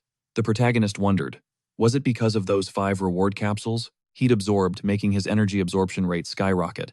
Even the speed at which he devoured crystals was off the charts. He admitted he had no idea why. When his teacher sent the next batch of capsules, he could finally test his limits. Grasping the crystal, the main character yelled, "Let's go." For now, the goal was to keep absorbing. They needed to get stronger. Days blurred into nights, one after another, as time flew by. A few days later, our protagonist walked in with groceries, stopping short. What's the special occasion? Why is everyone here? He knew they were usually gone from dawn till dusk, except of course for Jinza, who was always out digging up intel. Jinza finally looked up. It's the freshman assembly today. Had he been so lost in training that he'd actually forgotten? He gasped. Oh shoot, I totally forgot. Jinza just smirked. You 3 train like actual demons. Are you guys trying to break into the top 10? Ming scoffed. Get real, with my 9-star general. I'll be lucky to make the top 100. But Song Lan, with his power, he's a shoo-in for the top 10, right? He just scratched his head. Even as an overlord, my soul is a support type. I'm trash at fighting. Besides, this school is packed with monsters. I'm not so sure. At that, our MC looked at them and realized the competition this year was going to be brutal. He had to train harder. Soon, they all gathered in the grand auditorium. The air buzzed with excited chatter. Rumors flew that Principal Wang Ting himself would be speaking. He's the Beast Emperor. Him showing up proves how much the school values us. You didn't know, this year, there's a national freshman competition between all the famous universities, and the principal is taking it super seriously. He's picking the representatives himself. At that exact moment, a hand landed on our protagonist's shoulder. He jumped. Teacher Shanhei, what are you doing here? He explained. The teachers were also required to attend the freshman assembly. Then his eyes drifted to the others, asking, are these your neighbors? Jinza flashed a smile. Teacher Shanhei, it's an honor. I've heard so much about you. Our protagonist, gesturing toward him, explained, this is my neighbor Jinza. He's an information broker. Shanhei's eyebrows shot up. Information broker. He let out a soft chuckle. He's just like his father. Jinza simply grinned and thanked him. This left our protagonist stunned. Teacher, you know him. Shanhei replied. His dad is a pretty big deal. You'll figure it out soon. Ming leaned over to Jinza, asking, who is he? He answered coolly, big, fierce bear Shanghai. An 8-star Lord rank beast soul, one of the strongest contenders for the Emperor rank. Just then, a shout cut through the crowd. Look, it's the principal. Principal Wang Ting's arrived. At that moment, our protagonist glanced at a yawning Jinza, as a thought struck him like lightning. Wait, Wang Ting, could Jinza seriously be his son? That's insane. Just then, Wang Ting strode confidently to the podium and began, I welcome our esteemed faculty and students. I am Wang Ting, principal of Mo City Beast University. I am thrilled to see you all. Here, you are the first-year students of our university, and you are our future, our hope. The Qianlong rankings will soon open. You will face your first great trial. The higher you climb, the richer the rewards. Your fate is in your hands. Talent means nothing here. As long as you fight, you can seize your own destiny. The strong are meant to struggle. Mo City Beast University has the highest mortality rate, but since you all chose to come here, it means there are no spineless cowards among you. Everyone, do you understand what this means? The students roared back in unison. Yes. A short time later, the ranking list was posted. First place, Gu Awakened Soul Beast, King of the Golden-Winged Centipedes.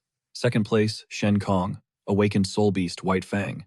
Third, Ling Hu, Awakened Soul Beast, Red Flame Tiger. Ninth place, Song Lan, Awakened Soul Beast, Colorful Glass Butterfly. Our main character scanned the list, thinking Jinza's intel was flawless. His guess was dead on. So where am I? His eyes landed on rank 312, Yuan. Awakened, Soul Beast, Big, Black Lizard. He grimaced. So low. Our protagonist realized that Mo City's Beast University was truly a den of monsters. He knew he'd only secured this rank, based on the first 10 rounds of tests. But what were the rules for the Qianlong rankings? Just then, Heilang appeared on his shoulder. I know, she whispered.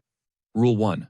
Only someone of a lower rank can challenge someone higher, and the gap can't be more than 20. Rule 2. You can only issue 1 challenge per day, and you cannot refuse the first 3 challenges made against you.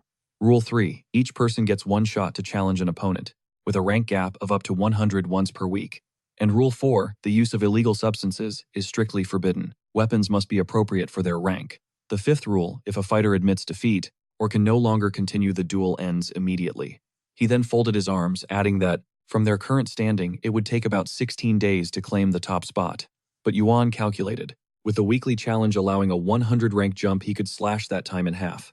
Just then, a nearby voice cut in. Where the hell is Gu? Did he really snatch first place? The second the list dropped. His friend scoffed. If he holds that spot for 7 days, then I'll be impressed. A girl added that she thinks the rankings will be completely shuffled in 3 days. Yuan moved forward, thinking indeed. Everyone's gunning for a higher spot. This tension. It's making it impossible to focus on my training. Meanwhile, Ming observed Yuan is strange, training so calmly at a time like this. Jinza said he offered to buy intel from him for 1 million, but was flatly refused. He recalled Yuan's condition when he reaches the peak of the Changlong ranks. Only then can they discuss price and information. Jinza realized his true goal was to conquer the #1 spot. What kind of monstrous power is he hiding? Then Heilong roared. The capsules from Shanhei are here, all 24 of them. Is he going to take them all at once? I'll try them in batches, Yuan said, popping 10 into his mouth. His body began to glow as Heilong yelled. Successful absorption. Talent boosted by 1. Gained 10 talent points. My absorption speed has definitely increased, Yuan thought. He then dumped the stones from his bag, deciding to check if his crystal fusion speed had also improved. The very next second, he focused his energy. 7 minutes later, Heilong's voice boomed. Congratulations. Successful absorption of nuclear radiation gained 1,000 evolution points. 7 minutes, down from the usual 10. Yuan smirked and clenched his fist. My guess was right, the absorption efficiency has skyrocketed. Suddenly, his phone rang. He answered the call. I'm listening. It was Shanhei. Yuan. In 10 minutes, Gu and Linghu are dueling in Arena 3. You have to hurry, Yuan exclaimed in shock. Rank 1 is fighting Rank 3. I'll be right there, soon at Mo City Beast University's Arena number 3. The stands were packed. Shanhei waved his hand wildly.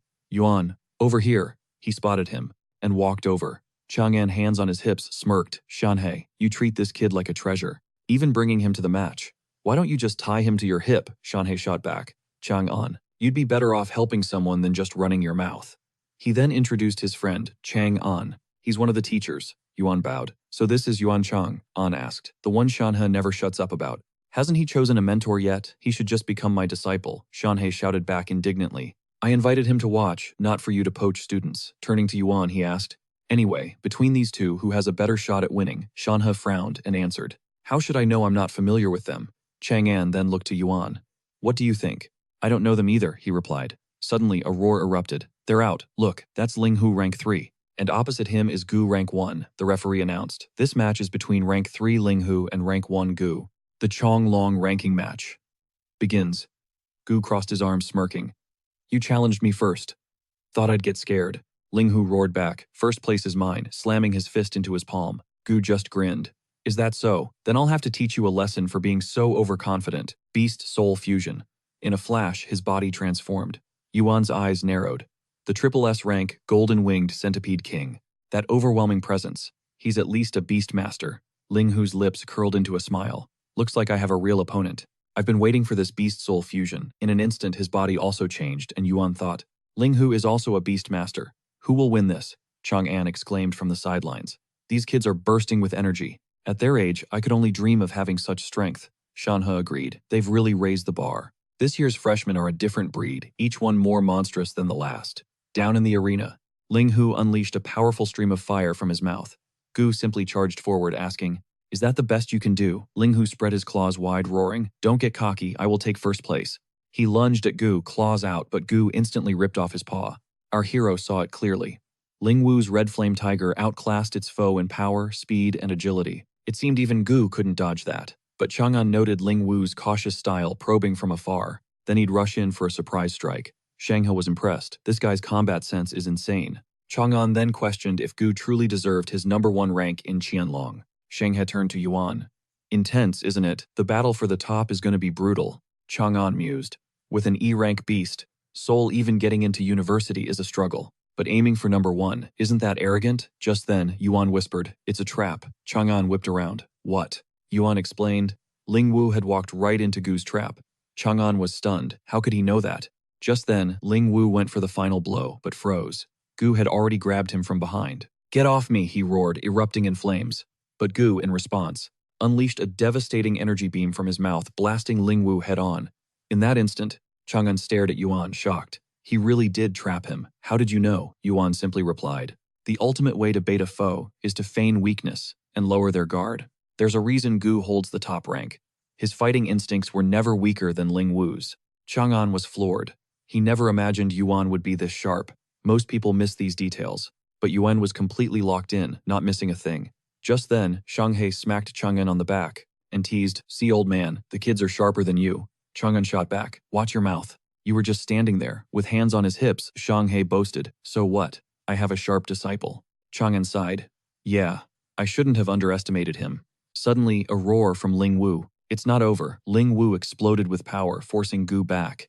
Then he charged, cloaked in fierce energy. He unleashed a massive strike. The crowd gasped. No way is Gu actually going to lose this. In a clash like this, Ling Wu could totally flip the script. But no, an SS rank soul alone isn't enough. His technique still fell short of Gu's. Chang'an turned to Yuan. "You think Gu's going to lose?" "No," Yuan stated flatly. "Ling Wu will lose." Chang'an pressed him. "But why? How? From here it looks like he has this in the bag." Yuan just smirked and said, "You saw it too, you were just testing me." Shanghe laughed. "Man, nothing gets past you." Yuan explained. "His attacks are wild, desperate, and the poison, it's kicking in." On cue, Ling Wu started gasping. Gu smirked. "Just give up. You're finished. Maybe if you run to the infirmary now, they can get that poison out. No guarantees though." But Ling Wu just let out a furious roar. "Never." He shot off the ground, erupting in flames for one final desperate charge. Idiot, Gu scoffed. A whip of his tail sent Ling Wu flying. Yuan watched, thinking. Once the centipede's poison hit, it was over for Ling Wu. Gu might be number one now, but tougher fights lie ahead. "Gu is the winner," the ref declared. Shanghai sighed. "Man, what a shame. If not for the poison, that could have been a way better fight." Chang'an added, "If only he'd been smarter, the outcome might have changed." Chang'an stared at Yuan. He's a rookie, but has the instincts of a veteran. It was genuinely unsettling. Shanghai then asked Yuan, "Know why I brought you here to watch?" Yuan replied, "To see the top young talent." "Exactly," Shanghai exclaimed. "You need to see where you stand. Know your rival's power and feel the drive to improve. That's how you'll reach the top. Never let your guard down." Yuan smiled and nodded, thanking him. He got the message. An hour later, Hailang flew over to Yuan asking for his take on the fight. Yuan sat on the floor and explained that Gu was without a doubt a 4-star beast master. As for Ling Wu, he was barely a 4-star, or a high-level 3-star at best. One wielded poison clouds, the other commanded devastating flames. With abilities like these, their actual combat power was leagues above others at the same rank. Hailang agreed. They had definitely earned their spots on the Qianlong ranking. What's more, he added, since Gu snagged first place, he's definitely hiding a trump card. The real test was whether Jinsei could dig up any solid intel. He had to know what were his odds against them. Our hero's reply was grim. "About 3 to 7. My chances are 3. Ling Hu's are 7. The guy has insane instincts. But in a fight to the death, my odds are slim, and that's not even counting Gu. Their souls are beyond S rank. They aren't flawless, but I must exploit their weaknesses to secure a win." Jinsei simply replied, "Understood. I'll give it everything I've got. The national competition is less than a month away, you have to make the list," Hailang added. Plus, he's sitting on 1,000,000 unused evolution points, enough to ascend to a 2-star master. The main character then passed over the crystal. "All right, back to meditating." Hailang was ecstatic. A week flashed by. Our protagonist was training when he let out a huge sigh. Just then, Hailang pointed to the system window, grinning, and said, "Whoa, you've leveled up a ton." The system window glowed. Beast Soul, a colossal black lizard now in its growth stage. Talent rating SS rank, class 1-star beast master, height 20.7 meters, weight 7,840 kilograms, attacks bite claw, attack skills daylight rank A, and nuclear breath rank S. Beast artifact the Scarlet Flame Claw, at the same level as the beast, and black scale armor also matching the beast's level. Remaining evolution points 253,000. The protagonist eyed the stats. He muttered that he'd been stockpiling evolution points ever since hitting the Beastmaster rank. He now had over 3 million. He glanced at Hailang and exclaimed, "If it weren't for that experience boost, I never would have saved up this much. So, how to spend them?" He held up 2 fingers, laying out his plan. 200,000 for scale hardness, 200,000 for claw sharpness, and another 200,000 for the power of his bite, and the same amount to amplify his nuclear breath's force and capacity. 30 minutes later, Hailang cheered, "Congrats on hitting 2 stars, Master. You still have 1.75 million points left." A faint smile touched the protagonist's lips as he examined his hand. "Yeah, a shame I didn't reach the 3rd star, but this is still pretty good." He strode to the exit. "Time to test out this new power." Hailang eagerly agreed. He'd been absent from the dorm for a week, surviving on just 2 or 3 hours of sleep. He mused. From the description, this guy sounds like a complete monster. Later back in the dorm, Jinsei asked in shock, "Why are you here?" The main character was confused. "What's wrong? This is our room." His roommate was packing, saying, "Dude, you're a certified level-up maniac. It's been forever. Stepping inside, the protagonist asked, "Where are Songlan and Ming?" His roommate's face fell. Ming and the others. They were badly injured. "I'm just here grabbing clothes for him." Songlan arranged to meet Ming's attacker tonight. He's probably training for it. Our hero was stunned. What? Why would he do that? He explained that a good-hearted person like Ming would never pick a fight. But the ranking hunters were out of control, so Songlan had to intervene. He frowned. "Ranking hunters," Jinsei sighed. "Right, you haven't heard. They're a new crew of freshmen. They use their strongest members to seize top spots, then intentionally lose to the weaker ones." The protagonist's eyes narrowed. "Explain," Jinsei continued. "First, their heavy hitters fight their way onto the leaderboard. Then they throw matches against weaker members of their own group, effectively transferring the rank. On top of that, members have to pay weekly dues to keep their spot. And if you want a higher rank, you're forced to pay way more." The main character interrupted. "Wait, shouldn't they be booted from the list? If they don't meet the skill requirement?" His roommate shook his head. "Not a chance. Their position is secure, as long as the money flows. Challenge one of their protected members, and you become their next target." Ming couldn't stand for it, so he fought them and got brutally beaten. The protagonist's voice went cold. "Is that right? Sounds just like him. And the university just allows this." Jinsei gave him a pointed look. "Did you forget?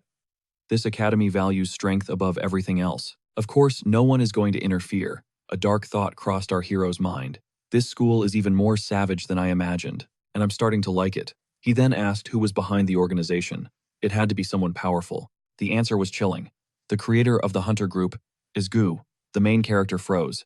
"Gu, isn't he number one on the list?" Jinsei shook his head. "Not for a long time. Among the current freshmen, he's considered a hidden threat now. You need to see the ranking table."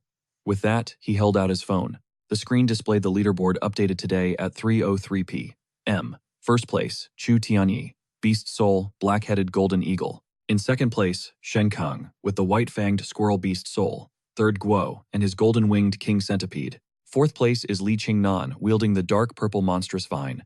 In fifth, Linghu with the red flame tiger. And all the way down at 18th, Song Wan with the multicolored glass butterfly beast soul. He explains that the day after the rankings dropped, Gu established his own hunter organization. He pulled in Qingnan Shenkang and a slew of other top-tier fighters, promising them insane perks. A third of the student body has already joined his crew, but guys like Ling Wu and Tian Yi refused. The main character mused Ling Wu, and Wu never got along. Tian Yi is the real surprise, though. No one knew how strong he was.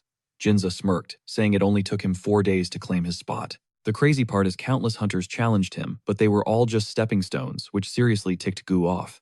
Our protagonist chuckled, asking, "So Wu Xuan lost to him too, huh?" Jinza confirmed it, explaining their souls are a bad matchup. Tian Yi can fly, making it impossible for a poison spit to land. That's how he secured the win.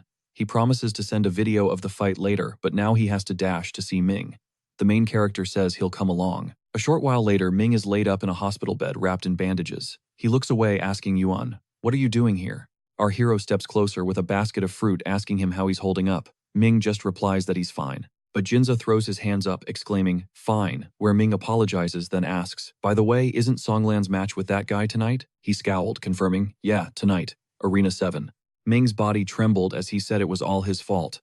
If he had been stronger, none of this would be happening. Jinza urged him to stay still before he needed to be rebandaged. Then our MC asked, "The one Songlan's fighting? He's the one who did this to you, right?" That evening at Mo University's Arena 7, Jinza, munching on a snack, mentioned today's opponent was Yuan Lian, ranked 25th, but he's fighting ruthlessly for that rank. He hoped Songlan could handle it since Lian didn't even go all out against Ming. Our protagonist glanced at him, asking, "He doesn't seem to care about his own rank at all, does he?" Jinza agreed.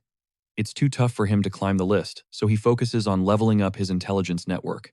Don't think his dad just hands him everything. He grinds gathering intel on his own to sell. His dream is to become China's #1 intel provider. Yuan noted, "Seems like even the rich kids have it rough." Jinza then looked to the sky, revealing, "To be honest, I have a brother. He's a genius, but he's at Yanjing University laying low. He genuinely wants to be his assistant. That's another one of the reasons he gathers intel." In that moment, the main character's thoughts drifted to his own older brother. He shook his head, thinking, "It's hard to even picture what kind of person my brother is." Just then, Jinza said, "Looks like it's starting." Lian strutted into the arena, smirking as he asked, "Here to stand up for that piece of trash?" Songlin crossed his arms, his gaze deadly serious as he shot back. "You're the ones who took it too far." Lian shifted into a fighting stance, pointing accusingly. "You mean for fighting that weakling?" He burst out laughing. "That's Rich. He's so pathetic he needs someone else to fight his battles." Songlin's fist tightened in fury. Do you hunters have no conscience? He yelled. Lian just kept laughing. Why should I care when the university doesn't? He taunted. I heard you're one of the strongest in the city, but you know what I think. You're the same kind of trash as that Ming. In the next instant, Songlan activated his fusion. Lian scoffed. Oh my god, is that your spirit? He roared with laughter, pointing at the creature. What a cute little butterfly. I'm terrified. Those shiny wings will be perfect for pinning down. Then he roared fusion. A moment later, his body transformed and the crowd erupted. Wait, why does Songlan's spirit look different? Someone shouted, I heard it's a pure support soul with 0 combat ability. How can he fight a 4-armed magical monkey?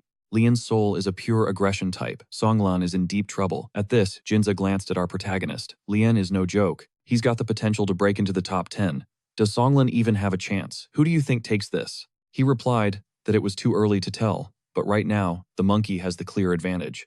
Just then, Lian launched his attack. Songlan darted to the side, yelling, accelerate. But a split second later, the blow connected. Lian followed up, aiming a fist right for him, but then his eyes widened in shock. What? In that instant, Songlan reappeared to the side, shouting fury. A series of slashing attacks raked across Lian's back. Lian crashed to the ground. Our protagonist gasped, so this is the power of the glass butterfly. Jinza just smiled. Even with his soul's mediocrity, he couldn't be underestimated.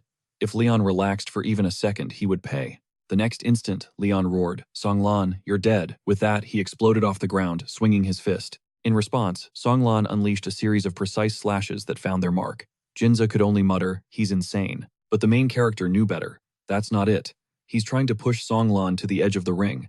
The goal was to trap him, limit his movement, and create the perfect opening for an attack.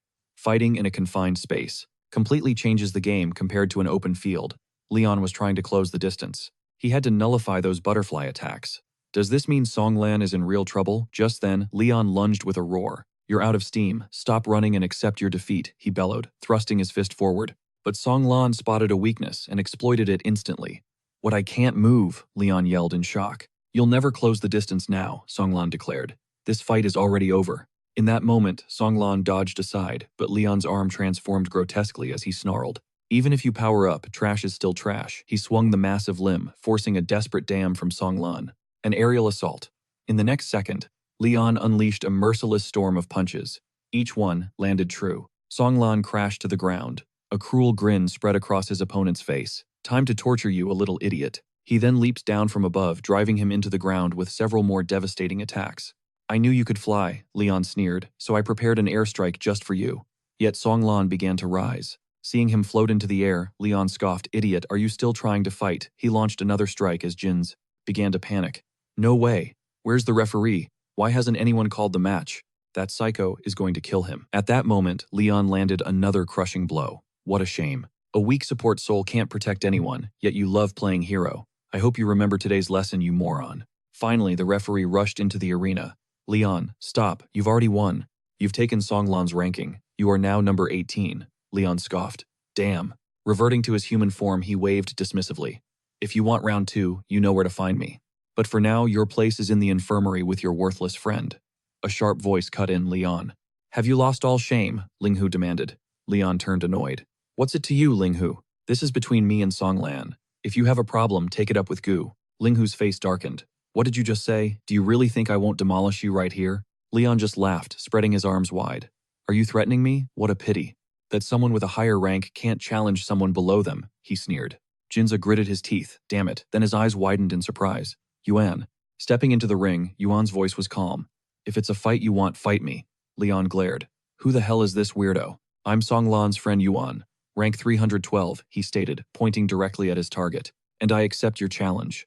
Lian threw his head back and howled with laughter. Rank 312. You want to fight me? The rules forbid it. You got a death wish or something. But our protagonist simply smiled. You're right, I can't do it now, he said. But in 12 days I will. Lian froze. 12 days. His mind raced.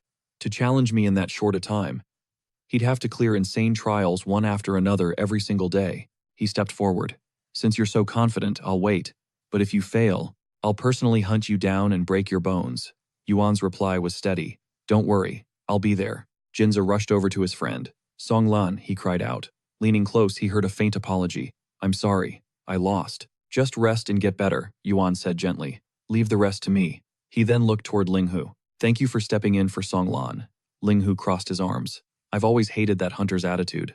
But seeing you step up and challenge Lian like that, You've got guts. Yuan replied, if you're afraid of everything, what was the point of coming here? He then turned to his friends. Let's go to the infirmary. They carefully lifted Songlan, and Linghu simply nodded. As he watched them leave, he thought to himself, being friends with that guy Yuan probably wouldn't be a bad thing. Later in the infirmary, Jinza asked, you weren't serious in the ring, were you? So you really think Leon is out of my league? Our hero asked, surprise flashing in his eyes. I just can't gauge your true power. You'll see it in 12 days, he shot back. The next day, at Arena 57, Jinze watched as Chen Hai stormed the arena, striking a pose with a shout. Some kid thinks he can jump 50 ranks to challenge Leon. What an absolute joke. His opponent was Chen Hai, an 8-star S-rank soul, the mutant sea snake ranked 262. Enough talk, our hero roared. Beast soul fusion. Chen Hai just scoffed. Someone's impatient, aren't they? You want a fusion? Fine. In a flash, he morphed into a massive snake hissing. You should have been more careful. He instantly coiled his crushing body around our hero, beginning to squeeze with terrifying force. Stop struggling. Just die in my embrace, he hissed. At that, our protagonist just smirked. Not a bad move. But it's not nearly enough. With a surge of power, he forced his arms outward, shattering the snake's grip. This is the power of a beastmaster. All right, let's end this. He snatched Chen Hai's head in his hand. I give up, Chen Hai screamed. The winner is Yuan, the ref declared. The crowd erupted. What? It's over already. Word spread instantly. That guy had to be overlord level. A little later, our hero walked into the room. A huge grin spread across Jinza's face. You sly dog, hiding that kind of power. Our hero raised an eyebrow. So you've decided to help me. With recon, Jinza crossed his arms. Nah, not really. But I have a brilliant idea for making some serious cash. I'm listening, our hero said, figuring a little extra money wouldn't hurt. Jinza leaned in. Dude, the story of your battle went viral. Your popularity is through the roof right now. So, I'm opening a betting pool. Will Yuan stay undefeated for 12 days or not? To prepare properly, I need to know your real power level. Our main character leaned in and whispered directly in his ear. Around a 2-star beast master. Jin Xiao leaped back his finger, pointing shakily as he yelled. No way, you're stronger than Songlan. You were totally sandbagging. He quickly rushed closer again. So how confident are you about that 12-day streak? 95%, maybe more. Anyone outside the top 20 poses no threat. Deal, I'm betting 10 million. We'll split the winnings 60-40. 60 for me, our hero asked, shocked. Isn't that too much? Of course not. You're the key to this whole thing. Sometime later, at the Mo University buffet number 2, Lian was sitting down to enjoy his lunch. Suddenly, Gu appeared at his table. Nice work. Lian glanced up, wondering what this guy wanted. I heard you got a challenger after the Songlan duel. Lian scoffed. Just some clown from the 300s. What's so interesting about that? Gu leaned in closer. I guess the rumors haven't reached you. That clown has already climbed to rank 262, and they say he's a beast master. Lian's expression froze. A beast master, he shot back. Just thought I'd inform you, Gu said coolly. Lian just replied, don't worry. He won't get anywhere near my organization. As Gu walked off, he waved. In that case, I'll be waiting for good news. A beast master, huh? Lian thought with a scowl. I can't wait to see this for myself. The third day. Noon. Arena 53. Our hero stood in the arena, his mind focused. My opponent this time. From what I know, it's the guy with the moon shadow leopard soul, rank 242, and he's known for his speed. He glanced up at the stands, spotted Jinza, and thought, he's trusting me completely. I'm even more fired up than yesterday. He recalled asking Jinza, should I keep pretending to be weak? Jinza's reply was instant. Naturally. Once the betting opens, the odds will shift. If you win too fast, we can't make any real money. So you mean a rigged duel? Of course not, he'd replied. Don't be ridiculous, it's just a business strategy. You still have to win in the end. The idea is to play them. First, we convince the entire audience that you're about to lose. Then you snatch the win, and that's how we make a fortune. With those words, he had thrown an arm over our protagonist's shoulder. His response was simple. Okay, whatever you say. Jinza had said their earnings rode on him. In the present, our hero thought about yesterday. He'd revealed his beast master level power, and Jinza had done a masterful job promoting the bets. By now, at least half the campus knew he was challenging Leon, so the massive crowd was no surprise. Just then, Shi Ying entered the arena asking, You're Yuan. What terrible luck, accepting a challenge from a beast master. He bulldozed through the students, roaring. But he wasn't about to back down. It was time to show his true power. Fusion with the beast spirit, instantly his form shifted and the protagonist transformed too. His foe smirked, thinking it'd be easy to crush a beastmaster. As a 9-star, he was more than confident. In a flash, he lunged forward, their claws clashing violently. The opponent recoiled, thinking, he's wounded. My speed is the key. Just then, the protagonist remembered what Jinza said. Time to have a little fun. He smashed his paw into the ground as his rival charged. His opponent realized, This is it, the real strength of a Beastmaster. The crowd erupted in shock. What is happening? The Beastmaster is getting overwhelmed. How will he face Leon? Just yesterday, a bet was placed. Could Yuan even win in 12 days? With this level of strength, his victory seemed impossible. At that moment, Jinzei smirked. The plan was working perfectly. The more people that doubted Yuan, the better his acting was, the more cash they would rake in. The next moment, Qi Ying landed several more hits on the protagonist's body, thinking he might actually defeat the Beastmaster. He lifted his claw for a final strike, but in that instant, the protagonist's fist slammed into his face. He was launched into a wall, cracking the stone on impact before collapsing back into his human form. The spectators stared in disbelief. He then caught the protagonist's cold gaze and thought, it had to be a fluke. There was no way he could have dodged that final attack. Then the crowd began to roar.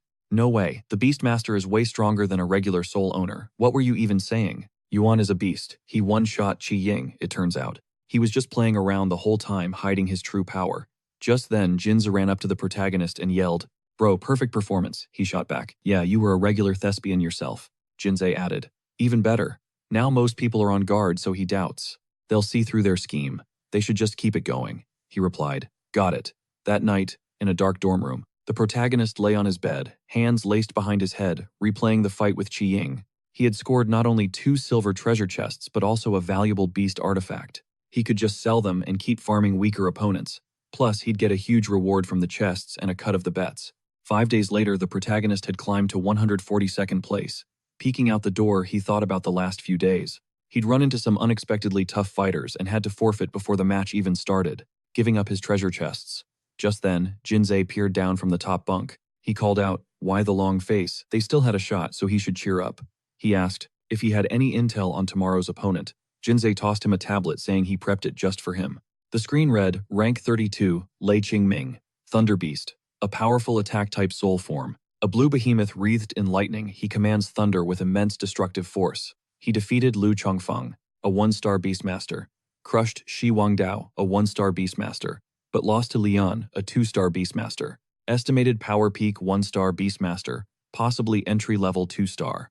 The protagonist looked it over and said, "This guy looks tough." Jinzei held out his hand and declared, "Definitely." After his loss to Lian, he joined a hunting party. All the students think he's got this in the bag. He smiled, clenching his fist.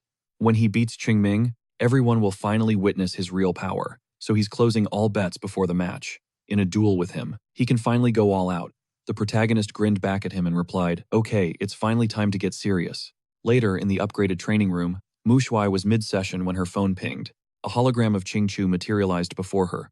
She asked, "What is it?" Her friend replied, "Yuan is fighting Qingming today. Are you coming to watch?" Mu Shuai mused, "How strong is this guy?" Qingchu answered, "He's ranked 92nd on the Qianlong list. A 1-star Beastmaster." She repeated, "A 1-star Beastmaster." Then Qingchu threw her arms wide and said, "It seems you're not even a little worried about Yuan losing." In response, she smirked and clenched her fists, saying, "He's incredibly strong. I have total faith in his victory." Qingchu just beamed and said, "From what I see, you just have faith in your boyfriend." Mu Shuai's face flushed bright red as she yelled that he was not her boyfriend. She shouldn't spout such nonsense. "We're just from the same hometown," she explained. Right. The girl then switched topics, her curiosity piqued. "So why are you skipping the ranking battles? You could easily handle the next 50 contenders." She explained, "My master says, fighting just for prizes is pointless. First you build your strength, then you make your move." Her master must be loaded or something. Sponsoring the best leveling room monthly complete with high-level crystals, and even energy collection arrays. Intrigued, her friend promised to check it out, earning a grateful thank you from Mu Shuai. 7 p.m. Mo University Sports Zone Arena, 26. Our protagonist stood near the entrance, surveying the scene. Why the massive crowd tonight, he wondered. Jinzei across from him smirked. About half of them placed bets. The other half, they're just here for the hype. Betting's about to close, man. Give it your all. You can count on it, our hero replied firmly. At that moment, a voice boomed from inside the arena. It was Qingming. "Where's Yuan?" he demanded, scanning the area. Stepping forward from the entrance, our protagonist answered, "Right here." Qingming stalked closer. "So you're the one who threatened Leon, and you dared to claim you wouldn't lose even once." For 12 straight days, Yuan shot back. "Is there a rule against it?" Qingming's face twisted. "Of course it's allowed. Too bad that cockiness is about to get shattered. I'm putting you back in your place." Yuan's response was cold. "Go ahead and try." In a flash, both warriors activated their beast soul fusion. The crowd roared to life. Qingming is a monster. One of the strongest freshmen. Yeah, Yuan's a beastmaster, but he was totally underwhelming last time. Now everyone just thinks he's all talk. Either way, my money is on Yuan losing. I can't imagine what the people who bet on him are thinking. A smug grin spread across Qing Ming's face. Oh, by the way, I dropped 5 million on you losing this match. 5 million. On me to lose, Yuan asked, raising an eyebrow. Qing Ming sneered. What should I have bet on you to win? A slow smile formed on our main character's face. It doesn't matter. In fact, thank you. Qing Ming was floored. Thank me, for what? In the next instant, Yuan's claw sliced through the air. You're about to find out. Qing Ming could only gasp so fast. Intel said his soul was a power type. Qing Ming unleashed a defensive pulse of raw energy. It slammed into the protagonist's claw. He's only a 1-star overlord, but he moves with the speed of a 2-star. This should cripple him. But when the energy dissipated, Qing Ming stared in utter disbelief. That's it. How is that possible? He began gathering energy in his mouth, a desperate look on his face. You bastard. You forced my hand. A massive energy beam erupted towards Yuan, who simply smirked. Bad move. You left yourself wide open. Guess the show's over. With that, a blinding pulse shot from Yuan's own mouth, blasting his opponent off his feet. How can this be? Qing Ming shrieked as he crashed to the ground. The referee's voice cut through the stunned silence. The duel is over. Yuan is victorious. The audience was speechless for a moment before erupting. No way. I can't believe what I just saw. Yuan actually won. Yes, I put 200,000 on him. My gut feeling was right. A girl named Qin Shu watched in shock. He took down Qing Ming in a single blow. Even as a 2-star Beastmaster, I'd have a tough time against him. No wonder Mokshui had so much faith. Just then, the system interface Hailang appeared before Yuan. It announced his victory and the reward, a golden treasure chest. Can I open it now? He asked. Of course. Its contents are for your eyes only. The chest materialized as he willed it to open. A notification popped up. Chest opened. Acquired 50,000 evolution points. Acquired 1 Beastmaster level artifact. It was Kong Lei's Claw, a Beastmaster tier artifact. Upon impact, the claws surge with lightning increasing attack speed and adding bonus lightning attribute damage. Yuan's eyes lit up. This is way better than the Flame Claw. That was a common tier item, but this should sell for a fortune. Just then, Jinza sprinted towards him, yelling, Bro, what was that? He threw his arms wide open. That was a perfect victory, he cheered. We're going to be rich. Yuan grinned back at his overjoyed friend. Totally, he replied, but then a condescending voice interrupted. Well, so you're not completely useless after all. It was Leon. He clapped slowly. I watched the whole duel. It was amusing. Jinze glared. What do you want, Leon? He smirked. Just wanted to check on my precious roommates. You don't need to worry about us, our hero said coldly. Leon leaned in close. Oh, I'm not worried. You only have a few days left after all. He strode past, deliberately bumping Jinze's shoulder. And for the record, he added with a sneer, when I fought Qing Ming, it didn't take me nearly this long. Jinze's face darkened with fury. Is he ever going to get tired of running his mouth? The protagonist just scoffs. Let him rage. We'll see him at the end. 3 days later, Yuan's rank shot up to 32nd place. He was deep in training when he opened his eyes and sighed. He had finally achieved the level of a 3-star Beastmaster. Halon saw him and shouted, Tomorrow you can challenge Leon. Yuan simply replied, yes. His recent opponents hadn't dropped anything valuable anyway. He could already taste the epic reward he'd get from defeating Leon. The next morning, Jinza appeared with a grin. By the way, I opened a new betting pool a few days ago. Yuan glanced at him, asking about the odds on him winning against Leon. He replied, 1-to-1 and 2-to-1. Nobody dared to bet big anymore, not after seeing his true power. The potential payout was low. The main character smirked. In that case, I'll bet 6 million on myself. Jinza's jaw dropped. That's the entire prize I just gave you. You're really going all in this time. Yuan just replied, they're about to see. Later at the infirmary, Ming was sitting on his bed, staring into space. He asked, surprised, what brings you here? Jinza offered him a bag. Brought some buns from Canteen 3. They're still warm. He accepted the food with a thank you. Then Yuan asked how Songlan was holding up. Ming's face fell. Not good. The wounds are deep. It's a good thing he's overlord rank, or he'd have been expelled by now. Songlan spoke up. Why did you all suddenly show up? Jinza stepped closer with the bag.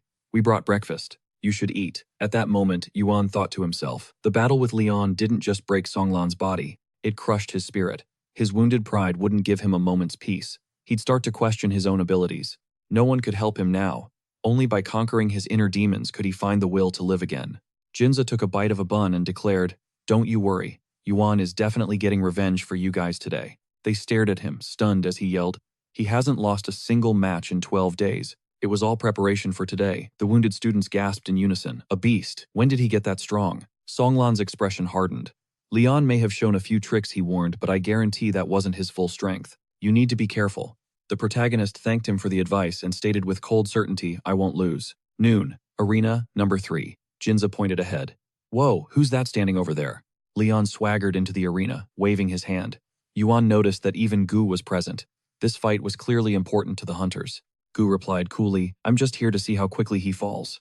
Yuan met his gaze with a serious look. Leon turned to the audience, hands on his hips, and bellowed, You've all gathered here today to watch the duel between me and Yuan. You want to know who's stronger? He jabbed a finger at himself. He screamed, I'll tell you right now, I will be the winner. Then he pointed a finger directly at the protagonist. And he will be the last one who dares to cross the hunters. Gu clapped slowly and smirked.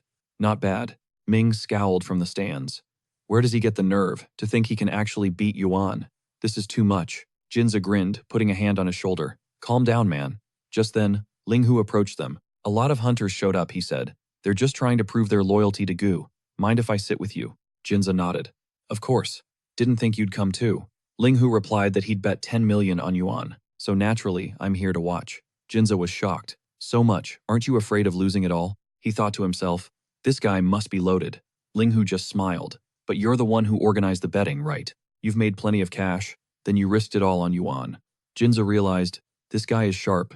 He saw his chance and took it. Ming grumbled, just look at him so confident. Linghu noted that Gu had also been making big moves lately. He was solidifying his standing among the organization's members. After all, ever since Tianyi stepped up for Yuan, he became their #1 target. I just hope it doesn't get to him. He frowned, thinking to himself. I really want to see Gu's face when Leon loses. The next second, Leon roared fuse. I'm going to break your bones one by one until you kneel before me and beg for mercy. With those words, he pounded his fists on his chest like an animal, adding, Well, you gonna show me what you're made of? The protagonist stared back with unshakable confidence as he focused his energy around himself and roared fuse. His body transformed. Instantly, Leon lunged forward, swinging his fists, but Yuan simply raised a paw in front of him, blocking the attack. Leon's mind reeled in shock. No way, his jumping strikes are at the 2-star level. In the next instant, his fist was slick with blood. That's when he saw it. A terrifying energy was gathering in the protagonist's mouth. His mind raced. This is bad. Gotta move now. The protagonist unleashed a massive energy beam, forcing Leon to dive aside. He thought damn too fast. Another blast shot towards him. He yelled, throwing his fists up to block. Bracing for impact, the crowd gasped in unison. No way he's actually defending himself. Leon sneered. You think that little trick can stop me? How naive. He strode forward, analyzing the attack. Not a scratch. He's absorbing the blast, but he can't keep this up. Still, the protagonist didn't let up. Another powerful beam erupted, but Leon, shielding himself with his arms, continued to push forward. At that moment, Ming screamed, Leon is tanking Yuan's attack. Instantly, the protagonist fired another beam. Leon saw it coming, his fist still raised in defense. He thought it was just energy. Then a solid punch slammed into his chest, launching him back. The crowd roared. What? Ming pointed at the arena, shouting, Damn it, when did Yuan get this strong? His neighbor smacked his shoulder. He said he had no clue, but maybe he was always this powerful. Leon is completely outmatched, he yelled. Sucks for whoever bet on him. But Linghu cut in. Don't celebrate yet. This isn't over. Then from the settling smoke, Leon emerged. I must admit, Yuan, he said. You've surpassed all my expectations. He wiped blood from his lip. Playtime is over. Then he charged forward, his fist cocked back. Yuan gathered energy in his mouth again, releasing a powerful beam and thinking, an overlord with at least 3 stars is the only one who should have that speed. Just then, Leon closed the distance and struck, screaming, You must die. But the protagonist caught the blow with his paws and hurled him back. His opponent taunted, Don't forget, I have 4 arms, he smirked. Blood tastes pretty good, doesn't it? The next instant, a cross-shaped slash struck the protagonist's chest. This is just the start, Leon roared, charging in again with a punch. The blow sliced into the protagonist's tail. He still has the strength to laugh. Then claws shot out from Yuan's paw. The monkey yelled, Don't tell me that's an artifact. Leon's eyes widened. Is that fear? He deliberately let me get closer. To lure me into a trap. A flurry of devastating blows rained down, followed by the protagonist's final attack. A massive beam of energy erupted from his mouth. It's over, he roared. The light faded, and Leon was sprawled on the ground, gasping with his last ounce of strength. I haven't lost yet. The protagonist stood over him coldly. If you haven't lost, then I'll just continue. Leon struggled to get up, yelling. What do you want? He replied. To do to you what you did to Ming and Songlin. He unleashed another powerful beam from his mouth, and Leon's screams filled the arena. The crowd erupted. Yuan is so freaking cool. Leon is finally getting what he deserves. It's about time someone taught him a lesson. Those hunters are a stain on this academy. Well done, Yuan. Then the protagonist asked. Want to give up? It's your only way out. Otherwise, forget the national competition. His opponent screamed Yuan. You think you can bully me forever, Yuan shot back. Bully, I'm just acting exactly like you. At that moment, Guo interjected, Yuan, there's no need to overdo it. But Ling Hu, folding his arms, snapped back. How is this going too far? Isn't it a disgrace that those hunters hold spots on the ranking list and do whatever they please? In response, Guo smirked, and who asked a loser for his opinion? Ling Hu raged. You Guo simply added, Yuan, you should think carefully about this. Do you really want the hunters as your enemies? An intense aura flared around him, but the protagonist simply said, I believe there's a misunderstanding. Guo looked surprised. A misunderstanding, Yuan replied. That's right. I declared war on your entire rotten organization a long time ago. The spectators stared in shock as Guo roared. Do you even understand what you're saying? Just then, the referee's voice boomed. What is all this noise? I haven't called the match yet. Don't complain to me when you're disqualified for interference. The fight is not over. At that moment, Yuan thought, whoa, the ref is a master-level beastmaster. Just then, Leon staggered to his feet. You want me to surrender? He laughed wildly, then clenched his fist and shouted, Listen up, the rules are gone. Just come and kill me. I, Leon, am not afraid of death. In the next instant, a crushing blow slammed into his chest, forcing him back to his human form as he crashed to the ground. A spectator screamed. Impossible, Yuan actually won. He really did it. The referee then announced, the winner of today's duel is Yuan. In that moment, Gu's mind burned with a single thought. Yuan. He would remember that name, and he would pay. A moment later, Hailang brandished his paw, shouting. He took down a king-level beastmaster and dropped a gold chest. The protagonist thought, another gold chest, nice. Just then, his friends rushed over, calling his name. Ming grinned and yelled, Dude, I had no idea you were such a monster. Ling Yu crossed his arms, warning him to be careful that Gu wouldn't just let this slide. He's the type who will stop at nothing to get what he wants. The main character then asked who he thought Gu would send after him next. He answered with a thoughtful look, most likely it'll be Qingnan. Our hero was confused. But him weren't Gu and Shen Kang supposed to be ranked higher than Qingnan? He explained Gu leads the Sand Hunters, so he's too cautious to risk his own neck. Challenging him is almost impossible, and he would never send Shen Kang unless it was his absolute last resort. That leaves only one option, Qingnan. The main character turned to Jinzei and asked, So that's the deal. You got any intel on him? Jinzei winked, replying that he could find out. And not just about him, if the price was right. Ling Yu then held out a hand, saying they shouldn't waste time, and to just ask him. I've fought him before, Ming asked. So who won that time? Jinzei shot back. You say that like you've never seen the rankings. Ming just laughed nervously. Ling Yu threw up his hands, admitting I lost, of course. Qingnan isn't just insanely strong. His beast soul is totally unpredictable. The protagonist pressed. What do you mean by that? He asked. Have you ever heard of a berserker soul? Meanwhile, in the observation room, the director strolled in, remarking, Now, that was a truly spectacular duel. The judge spun around, exclaiming in shock. Mr. Principal, what brings you here? He moved closer, saying that he had just witnessed the entire fight. And this Yuan kid? He's got potential. The judge nodded. He's experienced, ruthless, and incredibly determined. Those are precisely the qualities most of our students are lacking. Wang Ting added that he heard his abilities had reached E rank. The judge scratched his head. That's right, but I suspect that information is outdated. The power he just showed was S rank, at least. Speaking of which, you should know about the hunters. They've been getting bolder lately, dominating the Qianlong rankings, and constantly pressuring the other students. The complaints are piling up. He replied, I'm aware, but Gu hasn't broken a single academy rule. His methods even align with our school's motto. The students may feel it's unfair, but that's perfectly natural. The world itself has never been a fair place. These kids have no idea of the pressure people face daily, and it only gets worse. Sometime later, inside the cultivation hall, a mechanical voice announced first-year student Yuan Wu. Your current rank is 18th on the Qianlong list. You now receive a 50% discount on all skill upgrades. Room A116. The procedure will take no more than 5 minutes. After entering the room, the protagonist noted, So, this is the perk. Now I get why everyone is so obsessed with climbing the ranks. Just then, Hailang shouted, Quick! You've got to open that chest. He then gazed at the loot that appeared and roared, Whoa, 50,000 evolution points. And a master-level artifact. At that moment, our hero examined the item and asked, What is this thing? Hailang explained. It's an energy-accumulating crystal. The owner's attack becomes 50% stronger once its energy is maxed out. Better yet, the owner can infuse it with their own power. You should try it right now. He responded. Okay, fuse. As his form transformed, he glanced at his paw and said, This is an impressive place for cultivation. It's like a pocket dimension.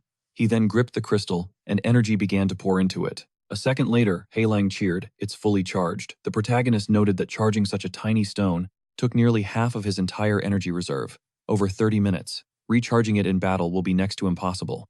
Heilong said it was perfect for a pre-battle setup, and when combined with his breathing technique, it could unleash devastating damage. The protagonist agreed that's what he was thinking. He then used the storage talisman to absorb the stones, and Heilong yelled, "Absorption successful. 1,000 evolution points gained." He continued this process several times while our main character sat in deep meditation. A short while later, the protagonist was alerted by a notification sound from his phone, after which, a hologram of Jinza materialized before him. He commented, "Wow, look at you go. You're using a high-level room for your training." Our hero shot back that he had earned it fair and square.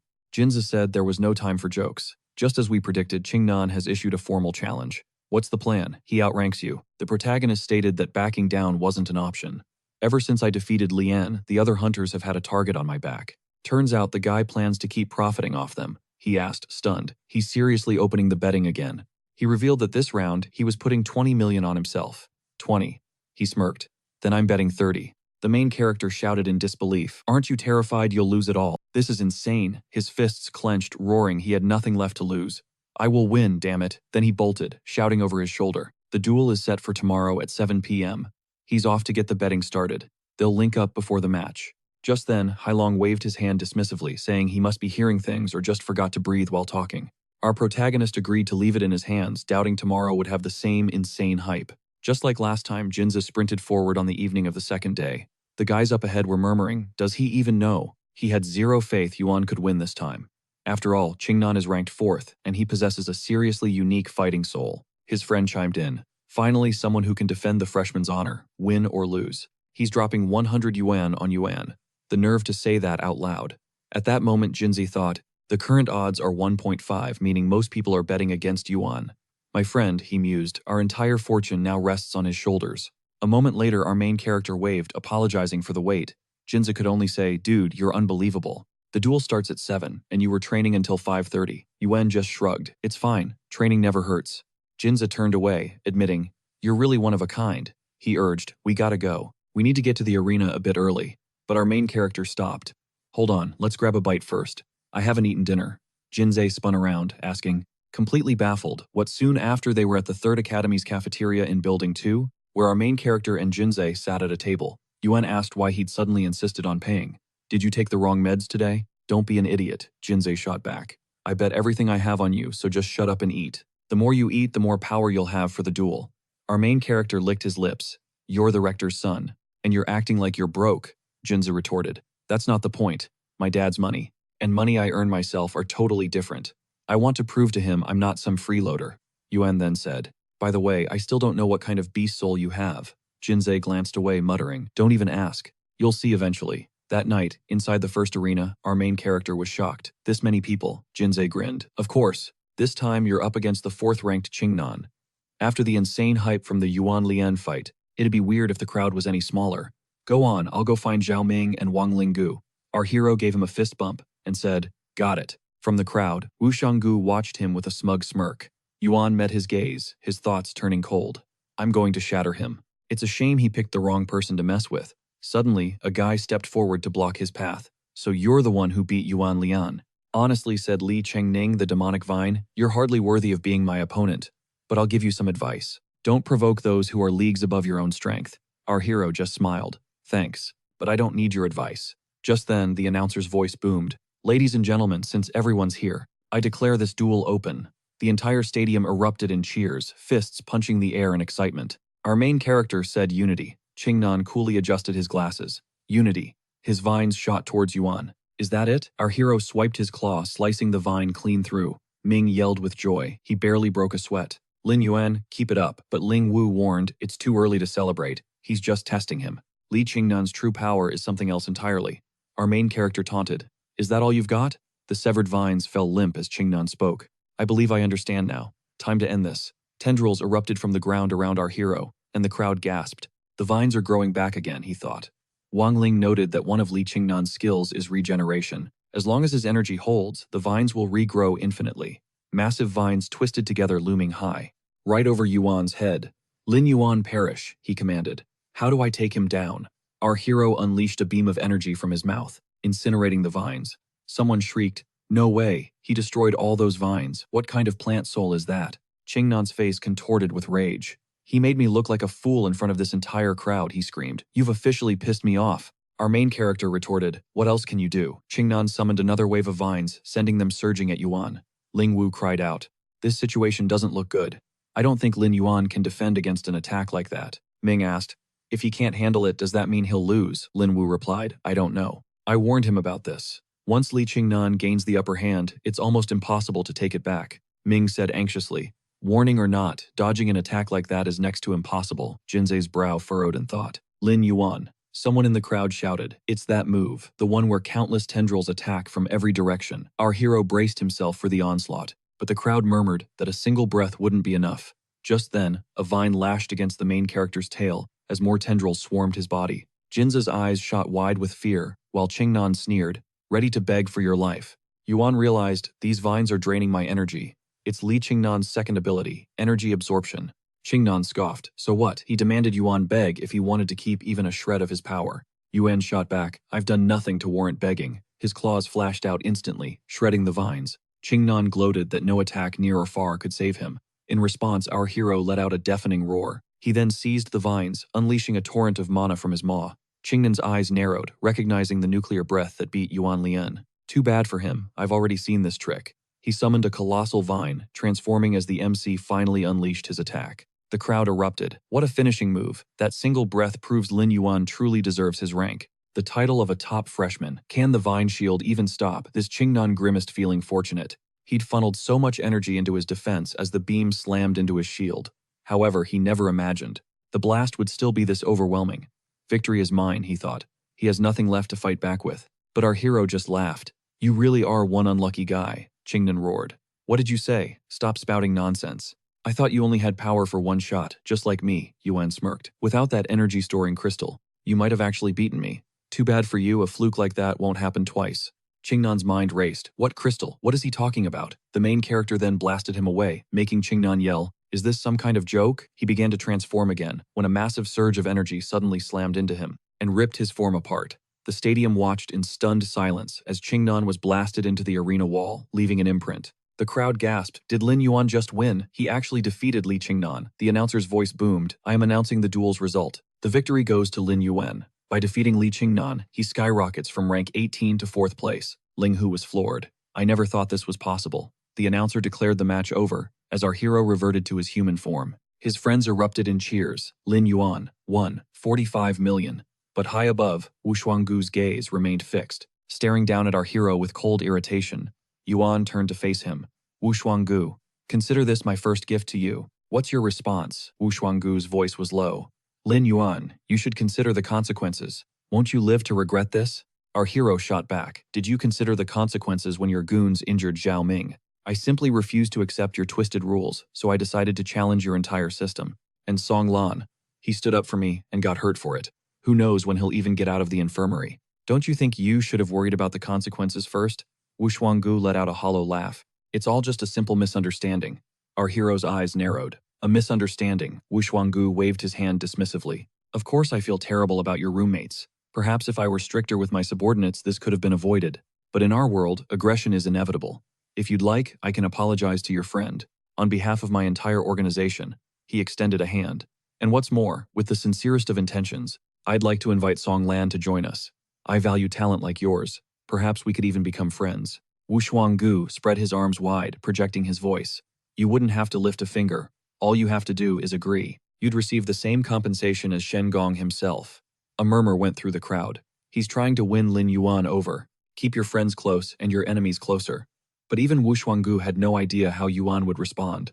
Yuan just chuckled. Did you offer Tianyi the same deal? Wu Shuanggu's expression tightened. What are you implying? Yuan declared. Wu Shuanggu, you extort money from freshmen just to bribe others to join your side. That is the fundamental difference between us. I know why Tianyi rejected you. Because tigers don't run with jackals, especially not overgrown ones. You're nothing but a pack of leeches parasites feeding on everyone else. You dare call yourselves a real organization. In my eyes, you're more pathetic than kids playing with toys. Jinza gulped. Oh no, he's really gonna pay for that. Linu just crossed his arms, smirking, and we thought he was the crazy one. Suddenly, the entire audience erupted. Lin Yuan is right. That group just leeches off the students. Do they deserve to hold the top ranks? The Chong Long list wasn't made. For parasites like them to dominate, Jinza scowled, thinking, Wu Shuanggu has never been humiliated like this before. How dare he tell him what to do? Lin Yuan simply waved him off, a cold glint in his eye. Send Shen Kong or come at me yourself. It makes no difference. The game has already begun. Wu Shuanggu warned him to choose wisely. With a dismissive frown, the main character simply walked away. Later, Team Yuan was gathered at a restaurant. Song Lan admitted it was his first time at a place this fancy. Ling Hu told them to relax. Boss Wang was footing the bill. Ming opened the menu, his eyes wide. Soy sauce, stir-fried wyvern meat, black dragon tenderloin, moon panther paws, raging flame lion legs. Every dish was made from absurdly expensive monster parts. He felt a little overwhelmed.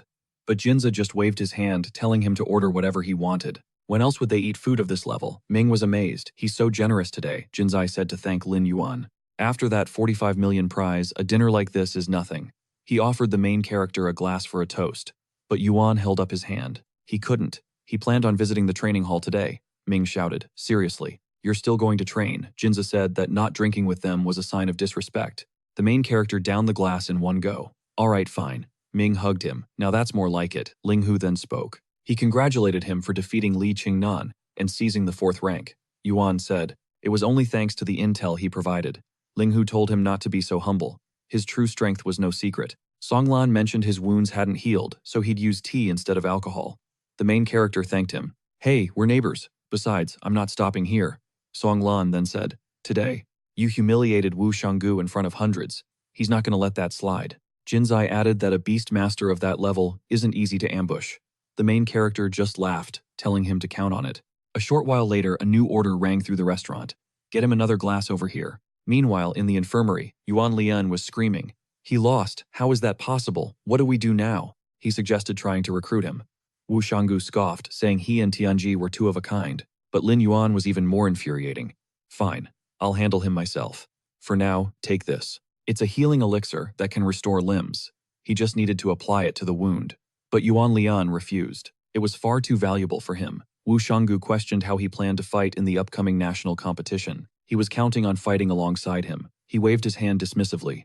Okay, I have to go. You get some rest. Yuan Lian thanked him. Wu Shuanggu left the room seething, thinking they were both utter trash. He arrived at the vice principal's office and knocked. A sharp command to enter came from within. As Wu Shuanggu stepped inside, he saw the man scowl. Uncle. It was Li Shuanggui, the academy's senior vice principal. He spoke with irritation.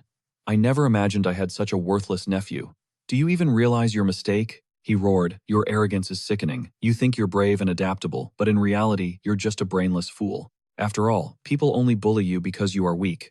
Li Shuanggui said. He had given him everything. The resources, the opportunities. Yet he never rose above 3rd place. A disgrace, he thought. As a disciple here, he's always been top tier. Why is this kid so useless? Then he asked. So, what is it you want? Wu Shuanggu declared, it's fine, uncle. I will personally take down Lin Yuan, and I will restore my reputation. Shuanggui warned him not to even think about challenging Yuan, unless victory was certain. The National Freshman Tournament officially begins in just 10 days. All the most prestigious academies across the country place immense importance on this event. Beijing will be crawling with talent. Did he understand the implications? Only a stellar performance at the tournament could prove to everyone that he was truly worthy of being a leader. Wu Shuanggu's jaw tightened. I understand, uncle. Shuanggui leaned back in his chair. Good. I'll handle the fallout. You just get back to your training. Wu Shuanggu bowed deeply, thanking him for his guidance. In a training room, Qinchu cut right to the chase. Lin Yuan defeated Li Qingnan. Muqi replied, he never makes a move unless he's confident of the outcome. Qinchu then asked, by the way, are you strong enough to fight for a spot on the ranking list? What are your thoughts? Muqi answered. The tournament is approaching fast, and only 12 spots remain. You have to be in the top 10. To even have a shot at qualifying. Qinchu was confident. With your current power, that shouldn't be a problem. Who is she going to fight? Muqi replied coldly. Wu Shuang, of course. Guo Qinchu pressed. Because he insulted Lin Yuan, Muqi confirmed yes. She has no reason to let him live. Guo Qinchu's eyes narrowed. So, she's really going to intervene. A short while later in the capital city, our hero's gasp echoed in the Beast Soul Hall. This place wasn't just a hall. The scale and scope were breathtaking. Heilong was ecstatic. They've got everything here. A practice zone, shops, quest boards, entertainment, and even talent scouts. Needing to buy a few things, they headed to the shopping area. A clerk greeted them, asking how she could help. She frowned, her thoughts filled with doubt. He's just a kid. She couldn't imagine him affording anything of value. The main character ruffled his hair. Do you sell storage artifacts here? The girl's face lit up instantly. Of course we do. Follow me, she said, thinking the total might hit a couple million. They rode the elevator to the 12th floor and walked toward the artifact counter. Yuan glanced around, remembering the bronze storage he wanted was a mere 10 cubic meters. That's way too small, Hailong insisted. You should definitely buy a bigger one. The main character asked, do you have anything over 10 cubic meters? Absolutely, the clerk answered with a smile. If you'd like, I can recommend a few. Here's a storage ring with 20 cubic meters of space. It's convenient and easy to carry. It's perfect for young people who travel often, she thought. But the price on this thing is 5 million. I'll take it, Yuan said. By the way, I also need some lower-level beast soul crystals. Are there any available? The girl asked. How many do you need? She thought. He's rich with a ton of curiosity to boot. 100,000, he replied. The girl apologized, stunned. Why would you need so many? I'll have to get the manager for an order that large. Yuan just laughed it off. I'm from the Beast Academy. My mentor is running an experiment. He's studying how creatures change from prolonged use of these crystals. I'm just helping him with the shopping. He wondered if it counted as a lie if he just left out that he was the creature. Oh, I see, the girl replied enthusiastically. Please wait one moment and we'll prepare everything for you. The MC then requested another 100 Miracle Beast pills. Her mind was racing. He's a top student, wealthy and generous. This is just incredible. Hailang whistled. That's 20 million just like that. Need anything else? Nope, Yuan replied. There's not much left in the account. I should probably save a little. But then his gaze shifted. A brilliant light pulsed from a nearby artifact. It was Beast King level, a wind spirit talisman. Wind attribute with a price of 20 million. What's that? It's a rune-type artifact, Hailong explained. It doesn't take up a weapon or armor slot, but directly adds to your stats. This one boosts agility. Just like Songlan's buff, Yuan asked. You could say that, Hailong replied. Except in a one-on-one fight. There won't be a Songlan to share that buff. The main character nodded. Okay, my explosive power does lower my agility. But man, that's expensive. He was 12 million short. Hailang simply said, you could borrow it. That's true, the MC realized.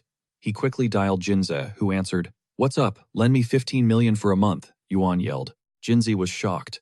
What you had, more than 20. Where did it go? I spent it all on equipment, the MC shot back. Fine, Jinze sighed. I'll send it over now. Yuan thanked him as the clerk approached. Sir, here are your crystals and storage ring. He's a literal god of wealth, she thought, completely starstruck. I love this man. The main character pointed to the artifact. I'll take this too. The girl burst into tears of pure joy, her mind blown. Her sales quota was already met at the start of the month. Thank you, she bowed, crying out, oh my god. Or rather, my lord, please visit us again. As Yuan left the store with his bags, he thought from wealthy to a debtor in an instant. But really, who would have held back in my shoes? That afternoon in the dorm, he asked, why is everyone gathered here? Just in time, the guys replied. Are we heading to the lecture together? A lecture, the MC asked. Don't we need to practice? The academy has no strict rules for tests, so class isn't mandatory, Songlan answered. That's right. But this lecture will be extremely useful for our level, so we should go. Yuan asked. What is it about? Jinze explained. It said there's a huge gap between the Overlord and King levels. Many people get stuck at Overlord forever, so this time Teacher Zhao is personally giving the lecture. He's going to teach us how to evolve to the King level. A short time later, the Beast Academy's lecture hall was packed. The main character asked in surprise, is Teacher Zhao really that popular? Ming replied, of course he is. Reaching the King level at such a young age sent shockwaves through society. The front row seats were completely packed. Jinze just smirked and told them to rely on him. With his help, they'd definitely get front row seats. He walked forward and announced, sorry, we're a bit late. Give up your spot and I'll give each of you 10,000 yuan. Instantly, hands shot up as people clamored for the offer. As the guys settled in the front row, Ming remarked, the glorious power of money. Just then, Shanhei entered the hall, his eyes scanning the crowd. Thinking Lin Yuan was there to listen, he paused and said, I am very glad to welcome all of you. He knows everyone present is here to learn how to evolve to the King level, a stage many have already reached. But during their journey, they've likely hit a wall, finding themselves stuck and unable to progress any further. This is their most pressing issue. So, the Beast Soul Hall launched investigations and came to one conclusion. A great many of them still don't truly understand their own path. Our main character thought in shock, paths. The disciples began to whisper, wondering what he meant. Shanhei explained. The so-called path is the perfect harmony between you and your beast soul. In other words, complete unity. Ming asked if Songwan grasped the concept. He replied that he understood parts of it, but he wasn't sure if his understanding was correct. Shanhei reassured them that slight confusion is perfectly normal. He offered to give them a more specific example. He once spent half a year hiking through majestic scenery. During his cultivation, his beast soul was an earth-furious bear, so he had to feel the raw power of the earth. He had to feel its might to understand every movement of the wild bear. until one day, he finally felt a shift. The earth's power and the bear's strength became his own. His eyes blazed with light as the phantom of a bear appeared behind him. Everyone cried out in pure shock. Our MC thought his every word was admirable. Shanhei waved his hand. Naturally, each soul is unique, and everyone has their own path. They must discover what is best for them. There is no need to rush. Even the top king-level mentor Jiang Yang took 3 years to find his path. Our MC repeated in disbelief. 3 years. Jinza confirmed, that's right. After finding his path, his owl soul's rank shot from S to SSS in a single day, and his 9 overlord stars became 6 king stars. Shanhe smirked. Before his evolution, Jiang Yang was just a mediocre soul master. That perseverance and tenacity are precisely the qualities they are lacking. Therefore, the process of evolution is not as complex as it first appears, but it is by no means simple. Yuan thought, the path is truly an abstract concept. You must merge with your soul, find a response in your consciousness. After the lecture, only the guys were left. Ming asked what on earth soul teacher Shanhei was talking about. He didn't understand a single word. Did he really have to catch snakes to have some kind of epiphany? Jinza clapped his shoulder, admitting he didn't get it either. But Song Lan said a realization had just dawned on him, before he had resisted his own beast soul, trying instead to develop his physical skills. But in the fight with Yuan, he had a feeling that physical strength wasn't his true advantage at all. So perhaps he should finally embrace the characteristics of his beast. Our MC looked on thinking, it's amazing how Song Lan thinks. He is a true genius. He found his direction so quickly. Just then, someone called out to him from the side. He turned to see Shanhei, who asked, well, did you learn anything? Yuan replied, yes, but I still can't figure out which path to take. Shan had told him not to worry. He had just evolved to the overlord level. Accomplishing that so quickly was already unique. Plus, he took 4th place in the rankings. Our MC replied, in front of you, I can't lose face. By the way, Professor, I should return something to you. Shanhei just grinned and said, not bad. You must have earned a lot from the bets. Our MC and Jins made a heart sign, laughing that he could join them next time. Shanhei replied, I think I'll refuse. By the way, if you still want to challenge Wu Shanggu, you'll have to wait a couple of weeks. He's been sent on a mission. Jinzei scoffed. He's just deliberately avoiding him. Shanhei corrected him. No need to exaggerate. His uncle, Vice Principal Shan Yi, gave the instruction. Jinzei looked away and muttered, I understand. He never got along with his father, so he takes liberties. Shanhe placed a reassuring hand on our MC's shoulder. He told him not to worry. If anything happened, he would never leave his students to face it alone. The national tournament was approaching, so he should prepare calmly while there was time. Yuan gratefully thanked the professor. Surrounded by a sea of crystals, the main character submerged himself in meditation. The power of 100 pills was insane. In just 5 days, he absorbed 5,000 crystals, shattering the barrier to become a 4-star overlord. Closing his eyes, he sighed. Burning 5 million evolution points on this felt like a waste. Maybe Professor Zhou was right about his lack of self-awareness. Heilang's voice cut through his thoughts, suggesting a true combat training regimen. He recalled seeing one in the training hall, which made the main character glance up surprised. Tapping his phone, he muttered, let's see. The system window displayed an article on the swamp squid, a master of swamp warfare with unbelievable vitality. Next, the terrifying golden wolf, an extremely bloodthirsty beast, and the terrifying golden monkey, a monster known for its ferocious and brutal nature. The golden pupiled armored ape was next, its body like steel, with an unbreakable defense and pupils that cause hallucinations on sight. Heilang explained that the battle simulation lets you choose an opponent based on your strength and perfectly replicates a real fight. You can go all out without worrying about getting injured. This one, the main character decided selecting the 5-star armored ape. He tapped the screen, and a voice echoed battle simulation with armored ape successfully initiated. You may begin the battle. He scanned the area wondering where his opponent was. Suddenly, a colossal beast materialized before him, its paw slashing down instantly. Whoa, he thought. This raw power. Is this 5 stars?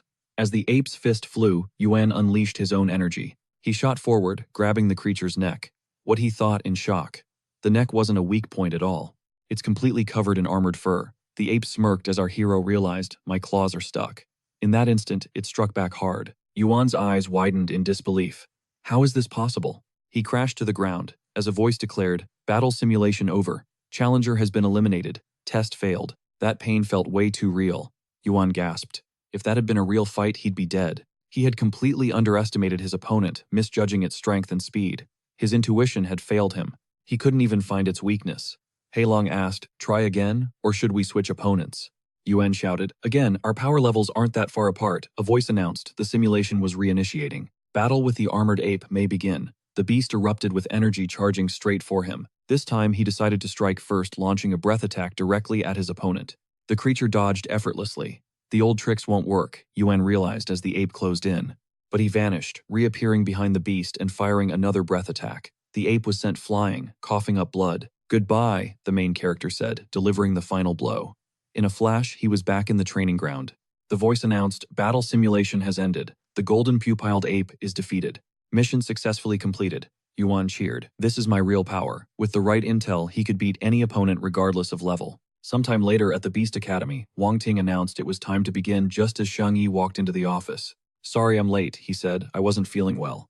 He sat down, telling Director Wang to continue and pay him no mind. "Okay," Wang Ting said, assuming everyone had arrived. "Let's proceed. This time we're deciding the final list of participants." He proposed Song Lan, a name he felt needed no introduction. Just then a phone rang. Shanhe fumbled for it, yelling, "Ah, I forgot to turn it off." He laughed nervously. "My bad." An awkward silence filled the room.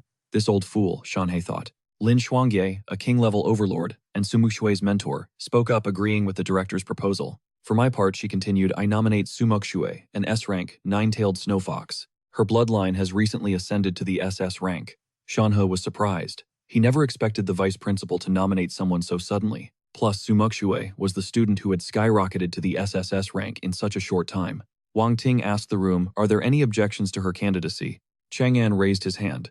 "I nominate Tianyi." Shanhe thought to himself, how cunning. He had just nominated Shang Long, the number one on the list. "So, 3 spots are decided," Wang Ting said, but was cut off by Shang Yi's shout. "I nominate Wu Shanggu. He's currently 3rd on the list, and also SSS rank. I believe his qualifications are more than enough to join this competition." Another teacher nodded. "That student is indeed impressive. He's got more than strength. He has leadership. That makes him the top freshman." The other teachers agreed. Principal Wang Ting added, "The leader of the hunter list himself came to watch him. He sees a reflection of his younger self in the boy.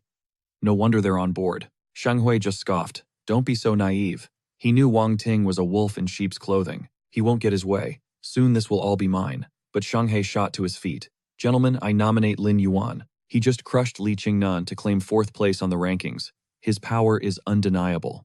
He has to participate." A teacher paused, then asked Lin Yuan, "Isn't he your student? And more importantly, he's an E rank." He spread his hands. "Is promoting your own like this really appropriate? The entire city will mock us if he enters that ring." Shanghai slammed his fist on the table and roared. "What are you implying? If he has the skills, why can't I recommend him?" Shang Hui jabbed a finger at the table, telling the teacher to cool it. "His growth is insane, but can you guarantee he's stronger than the others? Our city's honor and the academy's reputation are at stake. Fine, let the E rank fight. But if he loses, will you take the blame?" Shanghai shot back. "Professor Li, are we really judging students on innate talent alone? Doesn't his number 4 ranking prove his abilities?" Another teacher had to agree. "He's right." "Exactly." Shang Hui smirked. "I'm not downplaying his power, merely stating my concerns. After all, his beast soul is just an E rank." Shanghai thought. Compared to his brother Li Shanghui, is a true snake. He's definitely going after Lin Yuan. Then Wang Ting spoke. "The vice principal has a point." Shanghui frowned, confused why the principal was suddenly siding with him. But Wang Ting continued, "The academy must consider every risk. An opportunity like this one is incredibly rare, and we cannot afford to waste it." All eyes were locked on him. Wang Ting then said, "However, it would be far too cruel to deny a student this chance. So, why don't we just add him to the roster?" A wide grin spread across Shanghai's face as he thanked the principal for giving his student a shot. Wang Ting just smiled. "You're welcome." Shanghui seethed internally. What a lucky little brat. Meanwhile, our main character was just chilling outside the training center. "Man, it's been a while. This breeze is nice." Lin Yuan Jinze yelled out. "When did you get out? I was looking all over for you." Yuan just asked, "What's going on?" Jinze's face was grim. Sun Shuai challenged Shenkang. "If we rush to Arena 1, we might just catch it," our hero asked. "Wait, is Sumuk Shui's rank even high enough to challenge Shenkang?" Jinze muttered. "You must have missed the rule. The top 10 students have to accept 3 challenges a month, no exceptions."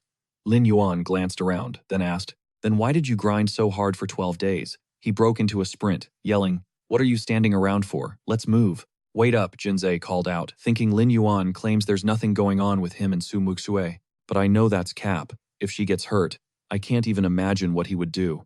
A short while later at Arena 1, they finally caught their breath in the stands. "Made it," Jinze panted. A student nearby muttered, "She's so powerful. Now I kind of get how Tianyi feels. And she's a girl. Makes me feel totally inadequate." Lin Yuan realized they're talking about Su Muxue. Down below was Shenkang's beast soul. the Snowfang. An SSS rank 9-tailed snow fox. Her voice was pure ice.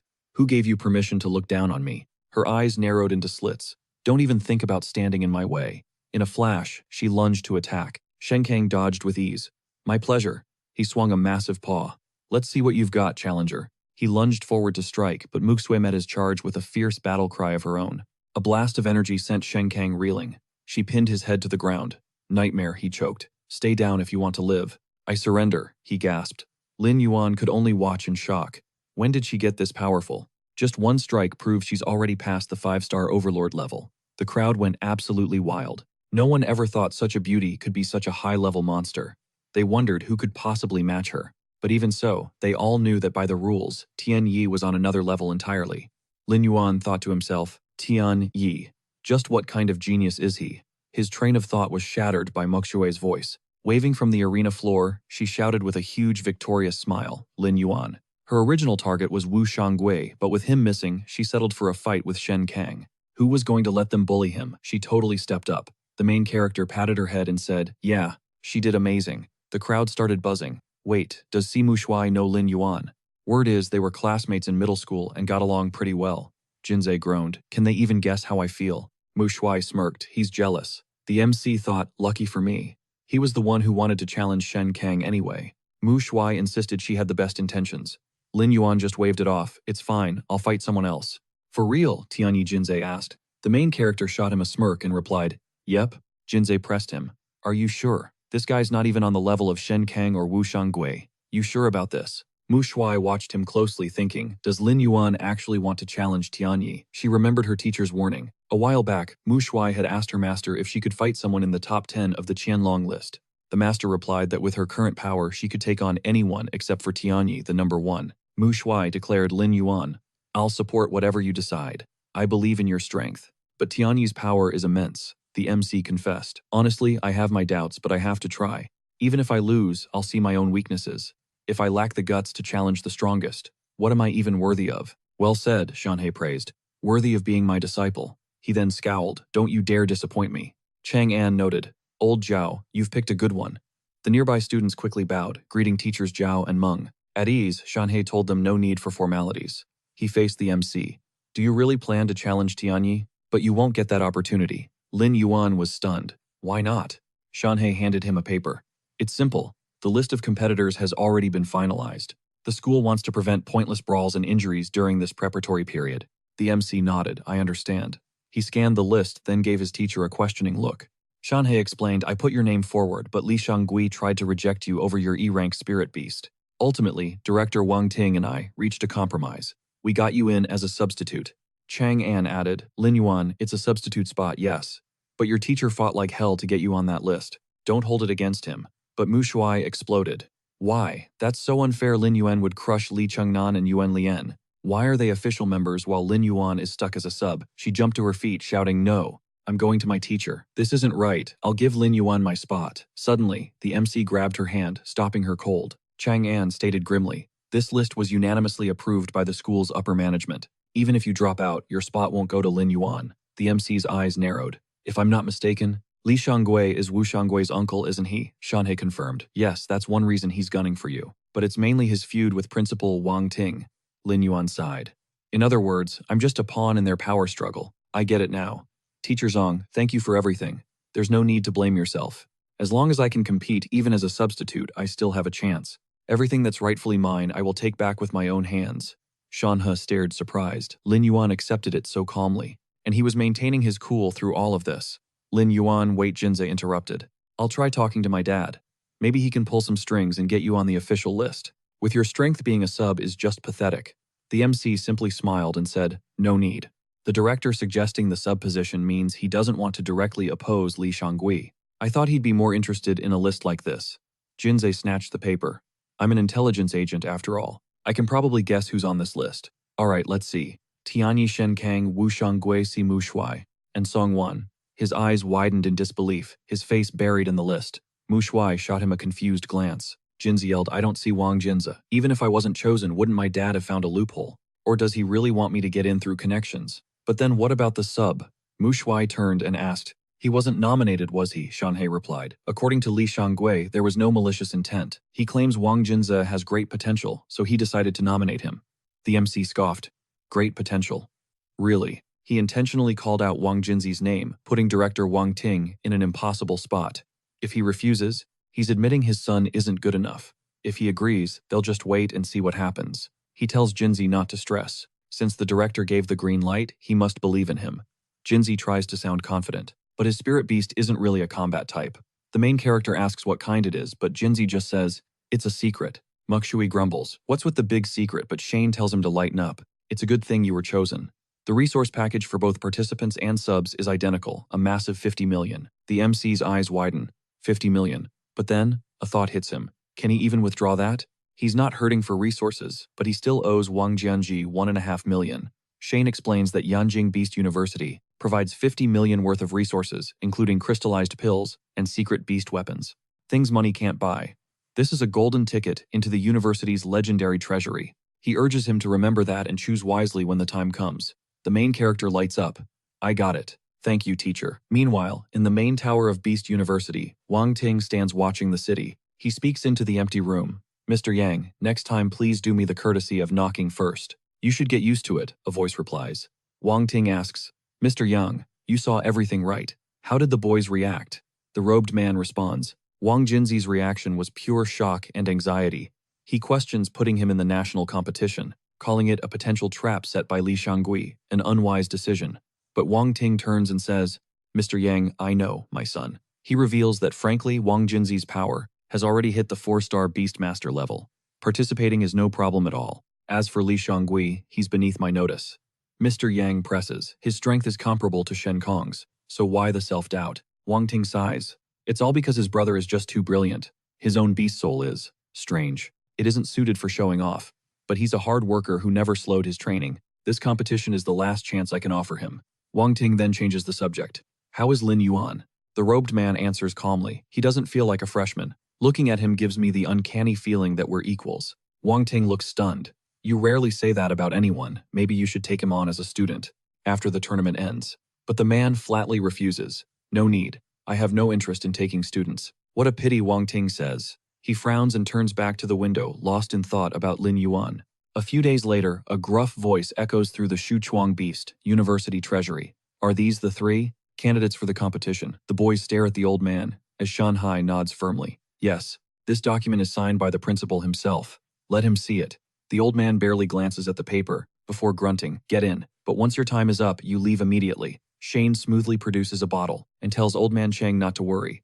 He knows the rules and will watch them. Senior 1, brought this fine wine especially for you. Let him try it. The old man points a finger, a grin spreading on his face. Not bad, young Zhao, still as sharp as ever. Shane just smiles. Of course. I'd never forget about you. Please drink at your leisure.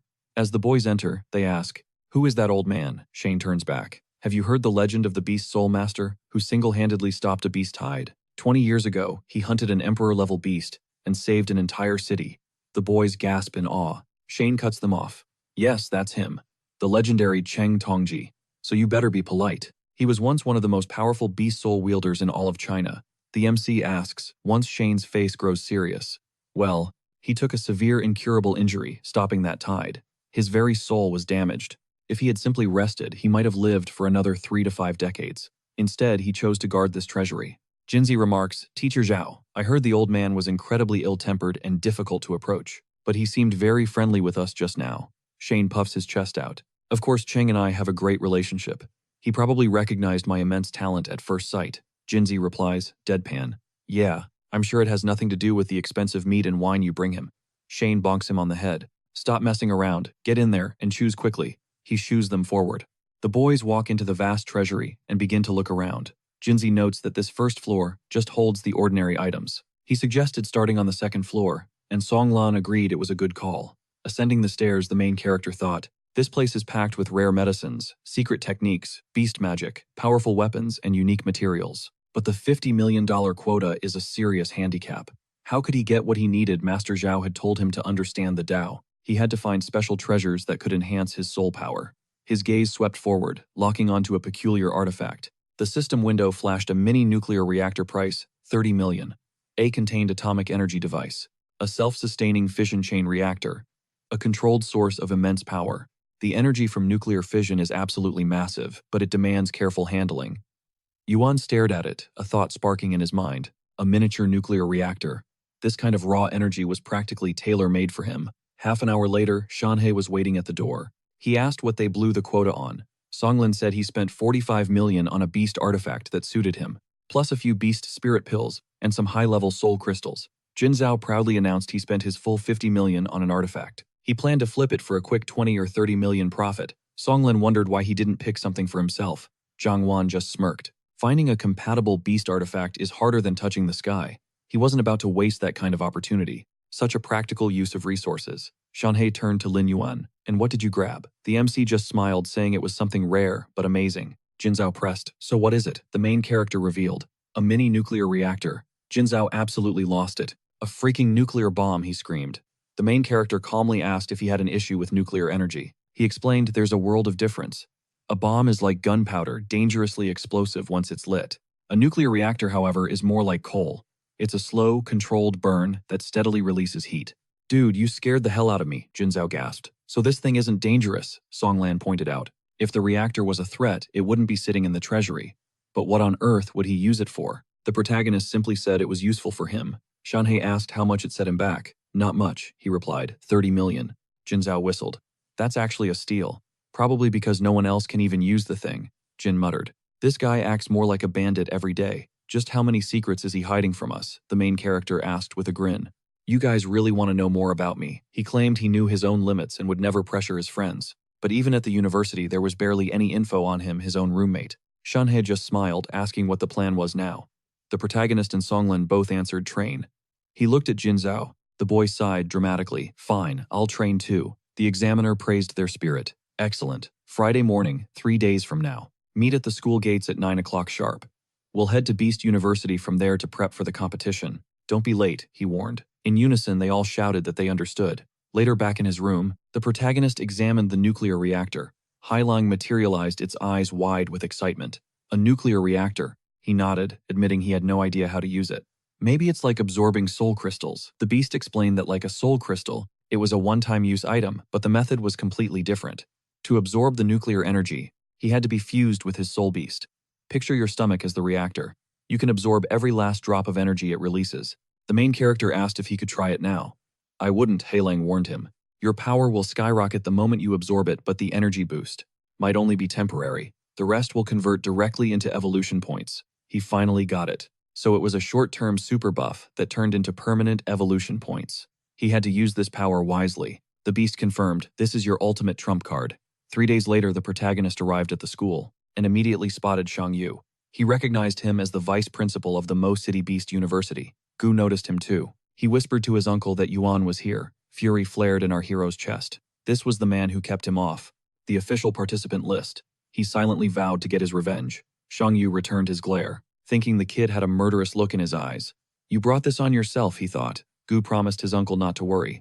I'll handle him personally, he sneered. Just then, Muxue and Shang Yu walked over toward the protagonist. He greeted her, thinking, wait, isn't that her teacher? He looks really young. The woman, however, gave a very reluctant hello. Jin Zhao strolled up, yawning. Didn't we agree on 9? You guys are way too early. Wang Ting. Seeing him snapped angrily. For something this important, it's better to be early than late. What's with his outfit? A vacation or a tournament? The kid buzzed with excitement. Just get my father to grab his bags. Such a hassle. We wait for a leader to be named. So he wasn't the last one. Who's still missing? Tianyi then appeared, apologizing for his tardiness. Jinzei pointed out the latecomer to his dad, who whacked him. They're number 1 on the Chenlong list. Being late means they're wasting precious training time. And look at you. With everyone assembled, it was time to move out. On the bus, the principal had a final announcement. To succeed at the national freshman competition, you must focus on your individual strengths. But the old proverb is true. Know your enemy, know yourself, and you'll never be defeated. Jinza debated sharing his intel. Word was, he'd gathered serious data on the other school's contestants. He admitted it was for cash, but for an acquaintance he'd offer a 20% discount. Wang Ting pressed, do I need to repeat myself? Jinza snapped back, fine. For the university's sake, I'll share. Songlan glanced at Tianyi, asking if he cared. Intel on the other fighters, I mean. He scoffed. Why would I need info on future losers? Was that overconfidence? Nah, he's smart and rich, so he must be right. Intel is useless against overwhelming power. Just how strong was this guy really? Jinzei produced a sheet. Alright, here's the intel. Besides us and Yanjing Beast University, the top-ranked schools, these are our main opponents for the competition. Sichuan Beast University, Tian'an Military Beast University, and Beijing Hongzhou Beast University. Qingnan seemed confused. Can Yanjing really challenge us? Are the others a real threat? Jinzei warned. It's unlikely. This is the year of geniuses. Every school is stacked with them. Look at Sichuan Beast University. Usually, they're not even top 5. He smirked. No way they're ranked 4th. Is Sichuan really a bigger threat than us? Jins explained. Their captain is Chen Jushan. His nickname the Kung Fu Panda. A martial arts prodigy since childhood, he has mastered both Tai Chi and Wing Chun. He even integrated his Kung Fu into an SSS rank Earth Panda Beast Soul. His power is at least a 6-star Beastmaster, and he specializes in defeating stronger opponents. His greatest feat: he crushed a 7-star Beastmaster from a rival high school head-on. Their weakest member is a 4-star. Still so confident, Wang Ting confirmed the intel. The power gap between the top-tier schools and our Beast University isn't what you think. Arrogance leads to ruin. MC realized Sichuan Beast University's power had skyrocketed. They're so strong. My own power might be nothing in this competition. I have to train harder. Now Jinzei said, let's discuss Yanjing Beast University. Their vice captain is Chen Longxian, born from a family with an ancient SSS rank barbarian soul. His power level reaches 8-star Beastmaster. Qingnan gasped, but he's just a freshman. Jinzei smirked. Don't be shocked. He's not even their strongest member. Stunned, Tianyi asked, who's their strongest? Chuxiao, he replied, a monster of strength. But his beast soul is a mystery. Reliable sources say he absolutely demolished Longshan. Jinzei was sure they'd lose, so don't feel too bad about it. There's no shame in losing to Yanjing. Second place is fine. We're used to it. Wang Ting smacked him. I asked for intel, not a eulogy. We're not fighting for second. We have to claw our way to first. Jinzei shot back. Who doesn't? But they're stronger. Strong, but not unbeatable. Tianyi declared Xiao or Longshan, I'll beat them. It's my role to face them. Gu grinned. Backing down isn't our style. The tournament hasn't started yet. Anything can happen. Why should we bow to anyone? We see the gap now. We close it. Ling Hu cheered. Well said. We'll give it our all. They'll come out on top, Wang Ting declared, with a smile praising the worthy student from their Beast University. But don't worry, they face 3 days of special training, Shang Hui noted, suggesting they use this time to choose a team captain. The director agreed, reminding them of a core principle. They must remember the law of the beast. Soul Master strength earns respect, and the powerful lead the way. Tianji will be the captain candidate. The vice principal countered that, while strong, he fumbles even the simplest tasks. He proposed Gu and Song Wan as deputies to support him. One has management experience and excels at problem solving. The other is thoughtful, logical, and analyzes issues with greater depth. These two perfectly complement each other, he argued. Now that he'd thought it through, a decision had to be made. After a moment, they announced Tianyi as captain for Mobius University. Gu was named first vice-captain of the team, while Song Wan became the second vice-captain. With the vote concluded, they departed. The protagonist stared at a sheet of paper, thinking everyone here was rated higher than 5 stars. As a 5-star Beastmaster himself, he felt utterly powerless. Suddenly, Mu Shuai poked him, saying he'd been staring at that list for half an hour. Your eyebrows will get stuck like that, she teased. We still have 3 days to train. She believed in his talent and was sure he'd achieve a breakthrough. The main character asked surprised, You have that much faith in me? The girl just smiled and nodded. Just then, Jinzi approached, apologizing for the interruption, but having something important to report. His father would be training them. At the Bathhouse Health Center. The protagonist blinked. Are you serious? The guy swore it was true. His father had finally seen the light. After a long journey, a little rest and relaxation would be amazing. Before the big competition. He figured the director must have some other plans. Mu Shuai agreed, adding that she thinks, this is the special training. Things aren't always what they seem, so he shouldn't celebrate too early. Jinzei scoffed. What could a bathhouse possibly teach us? She whirled around furiously, shouting, Are you tired of living? He quickly backed away, saying he was out of there. Leaving the two of them alone, Mu Shuai sat back down, asking him to test her power. Wow, the main character remarked. You're incredible now, going from S to SSS rank. She smiled, musing, that she refused to remain in his shadow. She was determined to grow stronger and stand by his side. He noticed her intense gaze and asked, confused, What's wrong? Is there something on my face? The girl simply replied, No. They were closing in on Yangjing. He gazed out the window, wondering what trials awaited him in the city. Shortly after they pulled into Yangjing Station, Shanhe approached the director, noting their arrival. Are we heading to the hotel to check in? The director shook his head. No, we're going to the Tianchi Spa Center. Jinza grinned triumphantly. See, I told you so. 30 minutes later, they stood before the center. Ling, you gasped. This is really a bathhouse. What's going on? Jinsei smirked, saying it looked incredibly relaxing. If they had any doubts, they just needed to look at the young ladies over there, the spa's staff. A line of young, beautiful women stood waiting for them. Mu Shuai quickly covered the main character's eyes, exclaiming, "Don't you dare look." He insisted he hadn't seen a thing. At that moment, Huang Ping emerged to welcome them. He noted that they'd finally made it. Huang Ping smiled. "It's been a while, old friend. How have you been?" The director replied that he was honored to bring his students to this place, allowing him a look at Beast University's finest geniuses. The director cut him off. "Enough flattery. Is everything I asked for prepared?" "Of course," Huang Ping confirmed.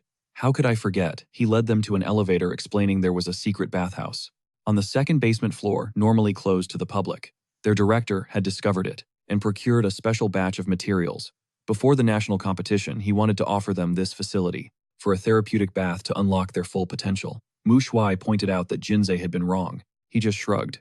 "It's still a bathhouse, so I wasn't totally wrong." With that, they descended to the B2 floor, where staff were pouring a strange reddish liquid into the water. The main character's eyes widened. He recognized those ingredients: a ghost flower and bone powder from a giant barbarian. A single scoop of this stuff is worth at least 50 million. A larger one could fetch hundreds of millions. And while he was thankful to the principal for this insane generosity, these precious materials were just stepping stones to true power. Wang Ting announced that the medicinal baths were finally ready. It was time to move.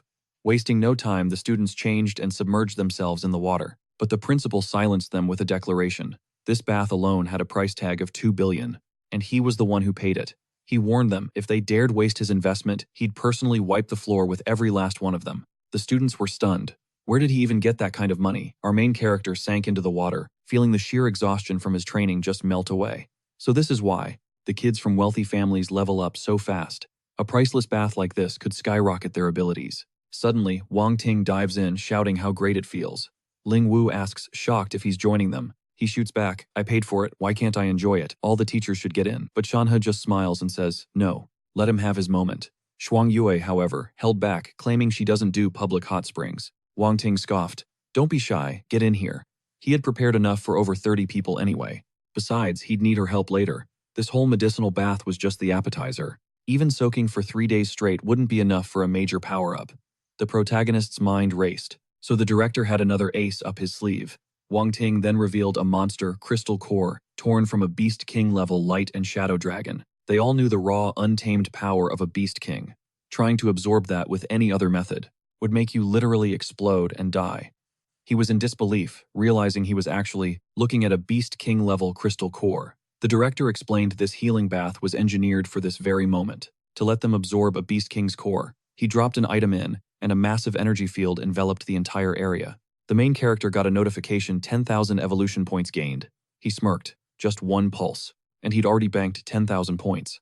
At this rate, 3 days could net him tens of millions. Then Shuang Yue smiled, pulling out her own artifact. This, she declared, was the crystal core of the Bear King. It radiated a dark, icy power. Another Beast King core, but this one felt far more dangerous. She placed the item in the water, and a second energy field erupted. Wang Ting then called out to Shangui, asking if he also wanted his students to get ahead. The deputy realized this was a setup. They had planned this. They were pressuring him to offer up a Beast King core. He reluctantly agreed, saying he hoped they'd get great results. Shangui produced his own magical item and tossed it into the water. "A shadow crocodile crystal core," he announced. "A gift to everyone here." Lian was absolutely floored, struggling to process what was happening. 3 Beast King cores had just appeared in the bath, in a matter of minutes. Wang Ting told them to begin their practice, ordering Shanhai and Shangui to get in. Their mission was to help the students and monitor their condition. But Gu, with a sly grin, pulls out his own item. He mused that the Hinadan his uncle gave him could rapidly absorb energy in a very short time, making it perfect for this scenario. He just had to be sneaky. But Shangui noticed his every move, fuming internally. Wang Ting had just forced him to give up a Beast King core, all to pave the way for his own nephew's success. Johnny spotted it and pointed it out to the director. But he just said, "I see everything. I know what that kid is thinking." Ultimately, it all comes down to talent. The greater the talent, the more efficient the absorption. Just look at Tiani. She's already faster than the others and without any pills.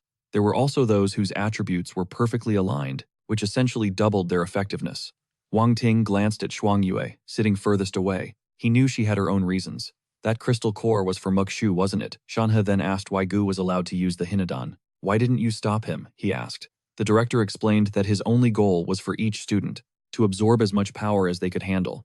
Pushing too hard would only cause a backlash. Whether they could seize this chance was up to fate. That kid prided himself on being clever, trying to cheat the system. Wang Ting trusted Gu.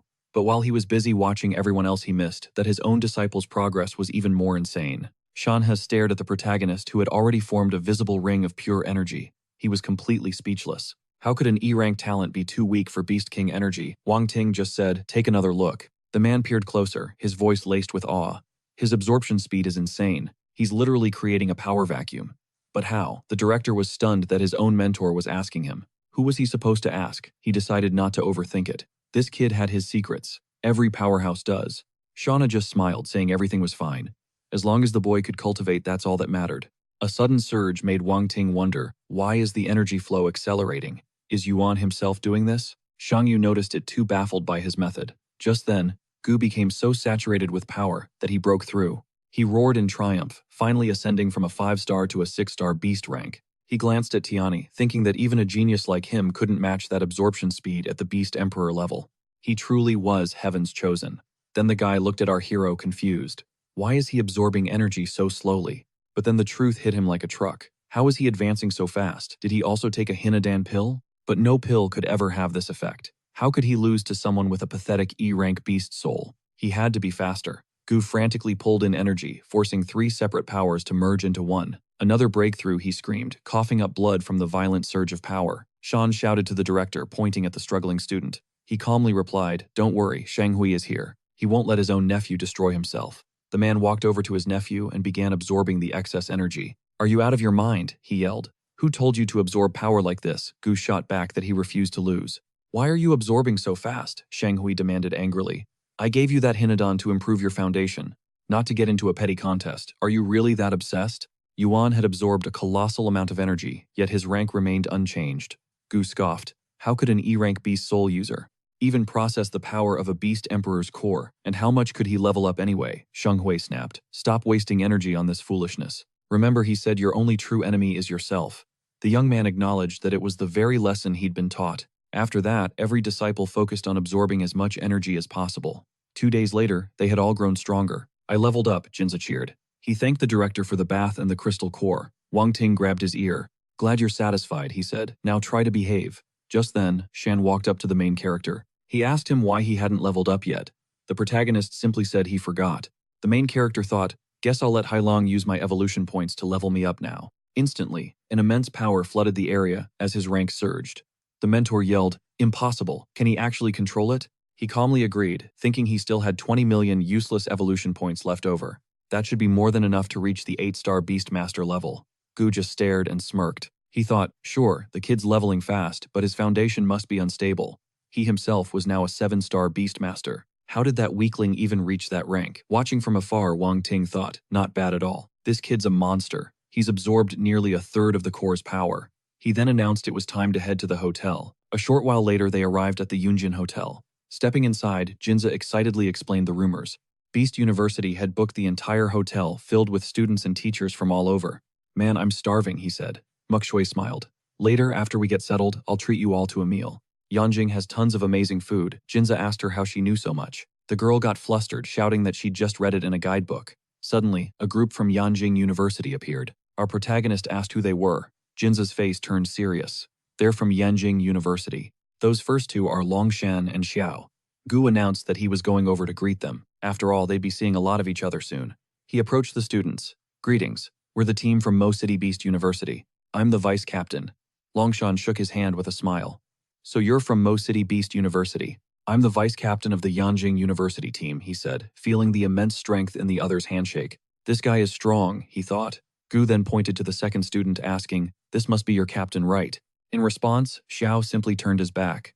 Gu was stunned. What was his problem? Was he refusing to even show his face? Arrogant, not at all. Longshan quickly clarified that their captain was just intensely shy and reserved. Even the VIPs from Yanjing couldn't crack his shell, so he asked for their patience. Songlan approached, asking where they were headed.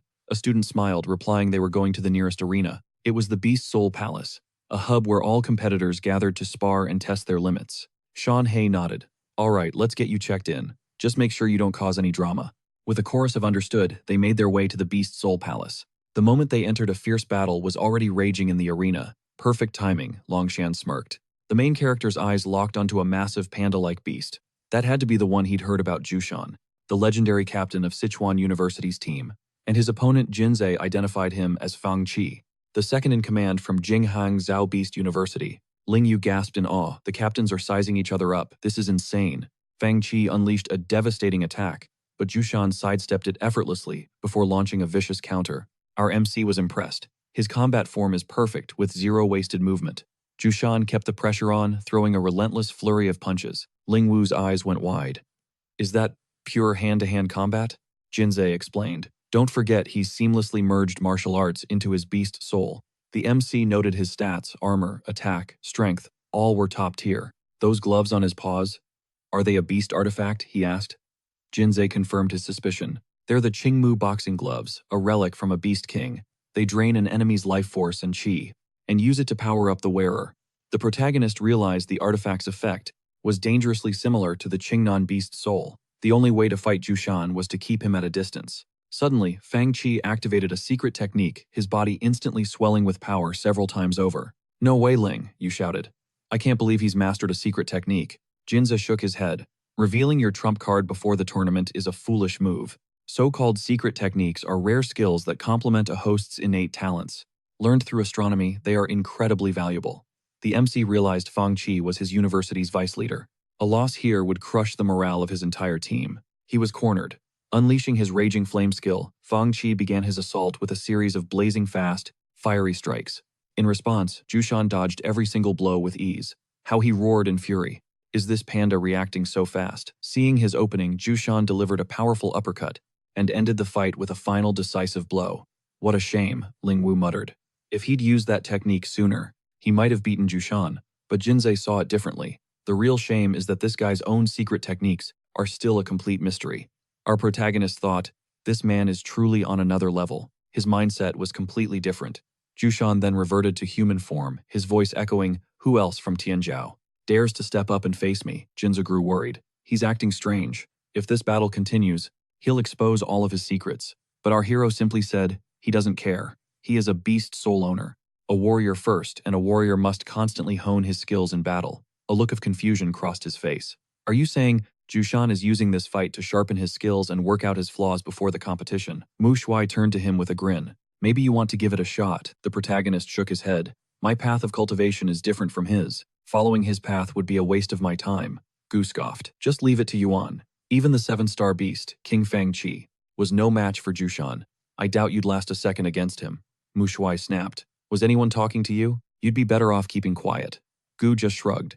I'm just speaking the truth. Let him hear it. Isn't it a waste of time? Once the competition starts, everyone will see what he's really made of. The girl bristled, ready to argue. But the protagonist calmly took her hand, his gaze fixed forward, ignoring him completely. Gu fumed. Why is he looking at me like that? Jinzei considered this. Knowing Yuan's personality, if he really couldn't win, he would have admitted it. He would have said so. But he stayed silent. Did that mean he actually believed he could take him on? Suddenly, Tianyi shot to his feet, shouting, I will enter the arena and fight him, his expression deadly serious, declaring he was the captain of their beast university. The team's morale was riding on his performance, so a loss would be devastating. Qingnan affirmed his point, reminding them they were a single unit. The competition was starting one way or another. It was time to focus. Gu roared that if the captain couldn't, then he would step up, and he didn't need Tianyi's approval. He knew he could win. The main character grinned. Seeing the captain was finally back in the zone, he could feel Gu's eagerness to prove himself. Gu's 7-star power was artificially gained using a Hinodon, making his foundation unstable. In a high-stakes match, he shouldn't be able to face Jushan, but his confidence was sky-high. Was there hidden potential there? Gu confidently entered the ring and gave his name. Jushan looked him over. Mobius University, he asked, thinking it a fateful coincidence. Yanjing Beast University and Mobius were the two teams he'd targeted for this entire competition. He would take them both down. He transformed into a massive panda and stated his name. Gu immediately responded, beginning to fuse with his own power.